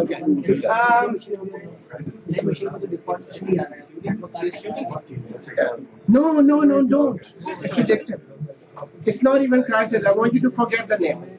It's like, but it's better. Okay. Almost like, but it has better control. Okay. Yeah. Okay, guys. Okay, guys. So no, you're most welcome. And then, guys, one more time. Just one more time. This is a very important component. WDS is not difficult to understand. It's just for now it's just a lot of information. I'm gonna start here, review one more time, and then I'm gonna come back here. Okay. So deploying server can be done in two different ways. How many ways? Two different ways. First one is Manual manual. I need to hear everyone, guys. Manual And automatic. and then manual is two types. Physical, virtual. And then physical is buy a new server, buy a CD, insert a CD, start a server, it does the installation. VM, create a VM, get an ISO, mount the ISO in VM, and it's done. Guys, automatic installation, you do need WDS services. For now, we haven't touched WDS services. We just prepared our client machines. So all we did, we have servers, we have ISO, we need to set up the Pixie environment. And guys, WDS expertise all come from this Pixie. The more you have control on Pixie, the better you are in automatic deployments. So your main control is all here. So Pixie needs to be done in two different places. So first of all, you must have that very good idea that why would you need Pixie? You need a Pixie because in servers, I have the privilege to go onto a server, insert a CD, start the setup. But in automatic, you don't have that. I need to somehow send it to the machine and then. Now, in order to send the machine, one thing that we must understand. So right here. Manual, when you do a manual install, you need a server, you need a CD, insert a CD, start a server, it loads the file startup, and then it goes here, it does complete installation and done. In automatic, you have VM or VMs, servers or physical servers, and then you have a CD, now you need to set up Pixie. Pixie is set up in two different places. So first on a client side. On a client side, we need to know the boot sequence. What is a boot sequence? What is a boot sequence? Boot Anyone? sequence, yeah. So start up from CD, and then hard disk, USB, then you Or go the to network. Guys, give him my hand. Excellent. That's understandable. Being very new, guys, I want you to all have. I know that this is not very difficult. It's simple. As long as guys we are keep on saying them, we keep on. So during the week, if you have time, guys, and we don't have time. We need to get a time. We need to spare time. So what we need to do, I want you to make these mind maps on paper. Once you make it on paper, let's say you don't find anyone to explain this to. Obviously, you won't be able to explain it to your wife, your moms, your sister. They will definitely kick you out. So guys, what I want you to do is, if you can't find anyone to explain this, explain it to paper. That's another way of doing it. So all you need to do, create this mind map. Take a picture. It will be on a WhatsApp. Just open it on your WhatsApp. We all have WhatsApps. Do we? We all have WhatsApp. Open it on your WhatsApp and start making it. Explain it to yourself. If you're able to explain it to yourself, you can explain it well. But guys, the next level of understanding it, make other understand. Teach it to somebody else. If you can teach it to somebody else, and with a clean intention of helping him out, guys, there is somebody else who will help you out at the time when you need it. So for that reason, guys, we are all working here as a team, will be as a team, and help out each other as much as you can. So guys, here, any other question? Ijaz? No, I have an idea that you can record on the solar recorder. Mhm. And they're bad for these. Oh yes, for sure, guys, for sure. So within these lectures, guys, within spending 4 or 5 years working with many wonderful people, I found one person that is known as RFology. You can find you can do RFology. RFology, like technology, RF found RF actually made a strategy to learn all this. For RF, it was all 100% new. Just few an year back, Yes. it was 100% new. He's completely not into IT. But guys, what he did, he recorded each and every lecture, and then he just, whenever he drives, he listens to them. And guys, to my surprise, if I ask him anything at all, he remembers it. Now, why? Because it's a very simple thing. Repetition. You keep on listening, and it automatically goes into your mind. So guys, you can go with, and the same thing what you suggested. You can go with RFology, or you can make your own ageology. Guys, the thing here is, I want you to have this on your fingertips by next week. By next week, this is half of the process. Next half, we're gonna do it in the class. Next half, I'm gonna do it in the class, and I'm gonna upload these videos as well. I am going to upload these videos. You can review videos if you have time. Other than that, I'll find some time and configure complete WDS in the environment. In a server, complete WDS. If you have time, follow those simple instructions and then do it few times. Okay? I'm gonna make video for this. If I'll try to find some time for this. Yes. How we get to BIOS of a physical one? How do yes? So guys, the question here is, in a virtual machine, I can get to a BIOS right from here by powering on to firmware.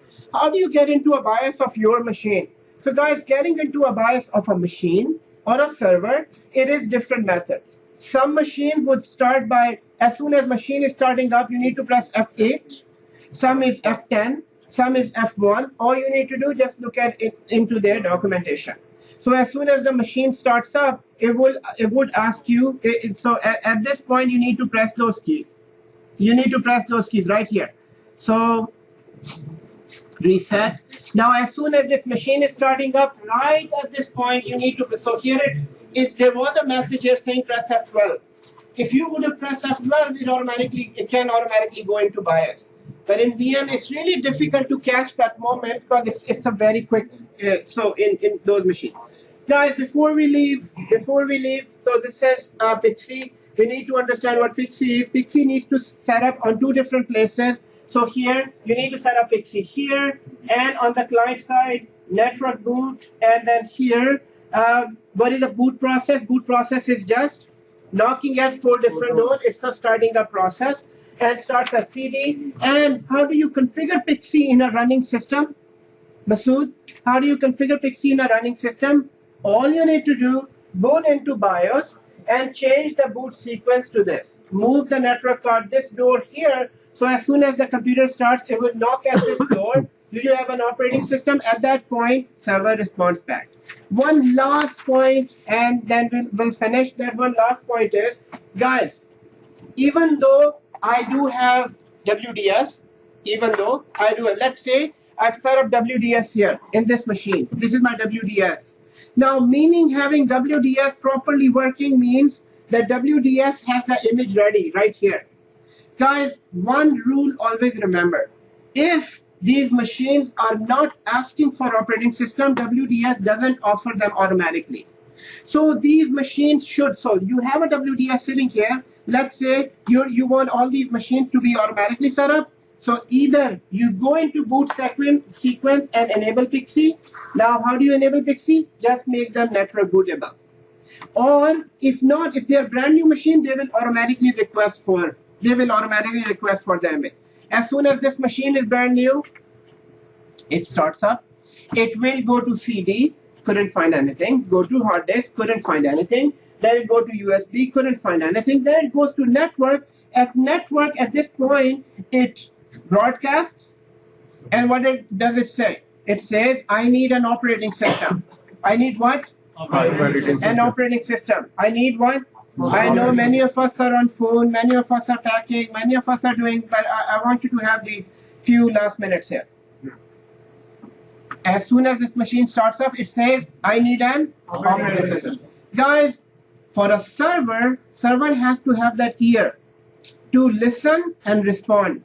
Now that year on a server, so on a server, let's say you do have a server and you call it a WDS. Guys, just by calling it a WDS, it cannot listen. So in order for this to listen to these requests, you must install the WDS role. And as soon as you install a WDS role, now it has this here that is listening to Pixie broadcast. So then now it is saying that, okay, I'm listening to Pixie broadcast.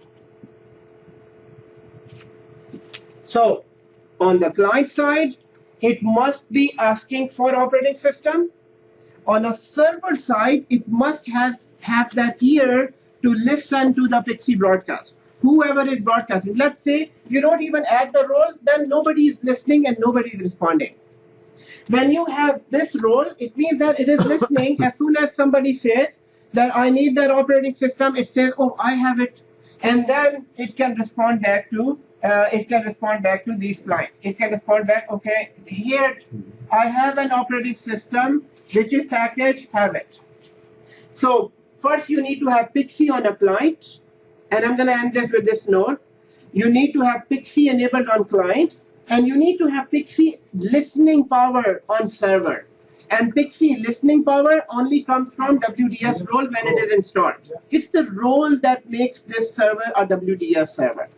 WDS, and other than WDS server, no other server. Your Active Directory server cannot respond to Pixie request. Your DNS server cannot respond to Pixie request. So you know how many roles do we have? 17. Those 17 roles, among those 17 roles, just one role, which is WDS, this can respond back.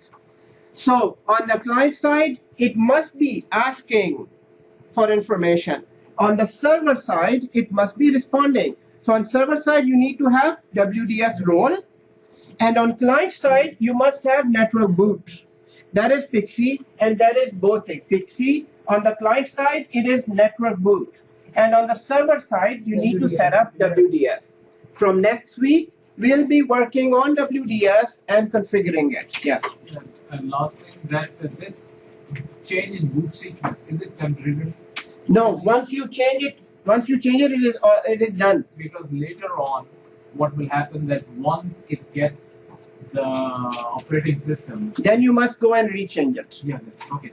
So it's a valid question, guys. Once the operating system is on this VM, it shouldn't always ask for because once it is installed, and if it goes back again, it will again offer and install.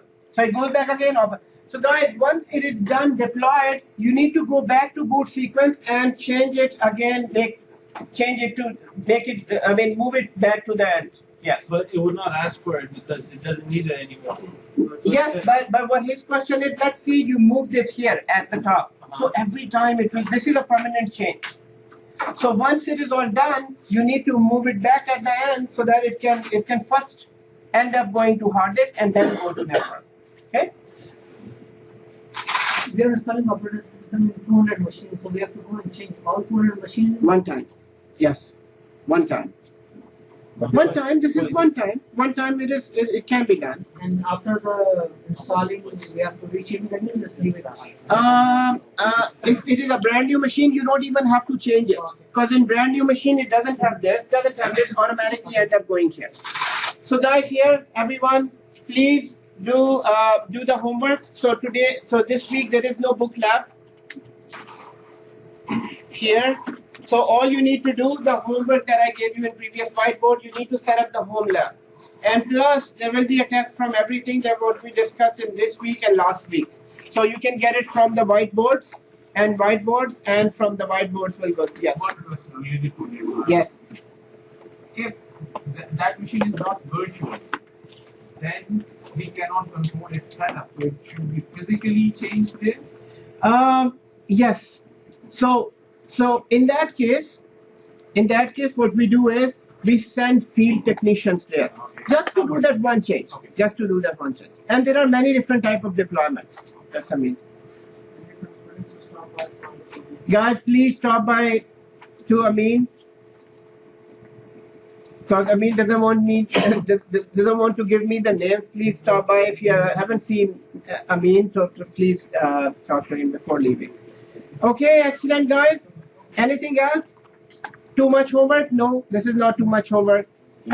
So please do the homework. We are open 7:30, 10:30. Please come here to the lab if you need any help. Otherwise, work in groups. Thank you, sir. Thank you very much. Okay, guys, thank you so much, and we'll see you next week. If you have time, you can come here. Once you have a machine, just come here and we'll figure it. Oh, yeah? Yeah. Okay.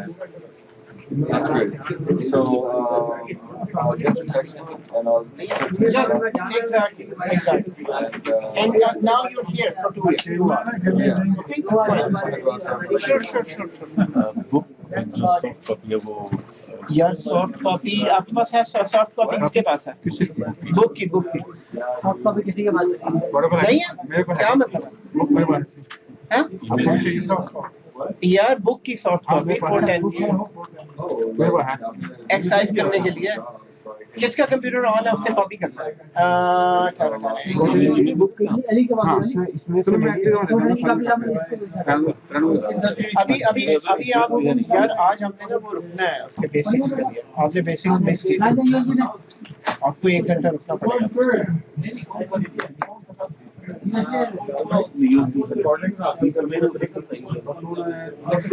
Okay, thank you so much, see you next week. रुक सकते हैं कि नहीं?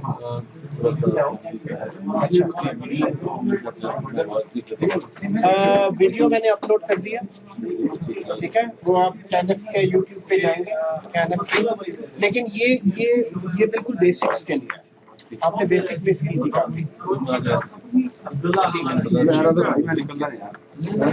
आप YouTube पे जाएं, कैनक्स को search करें, CANIPS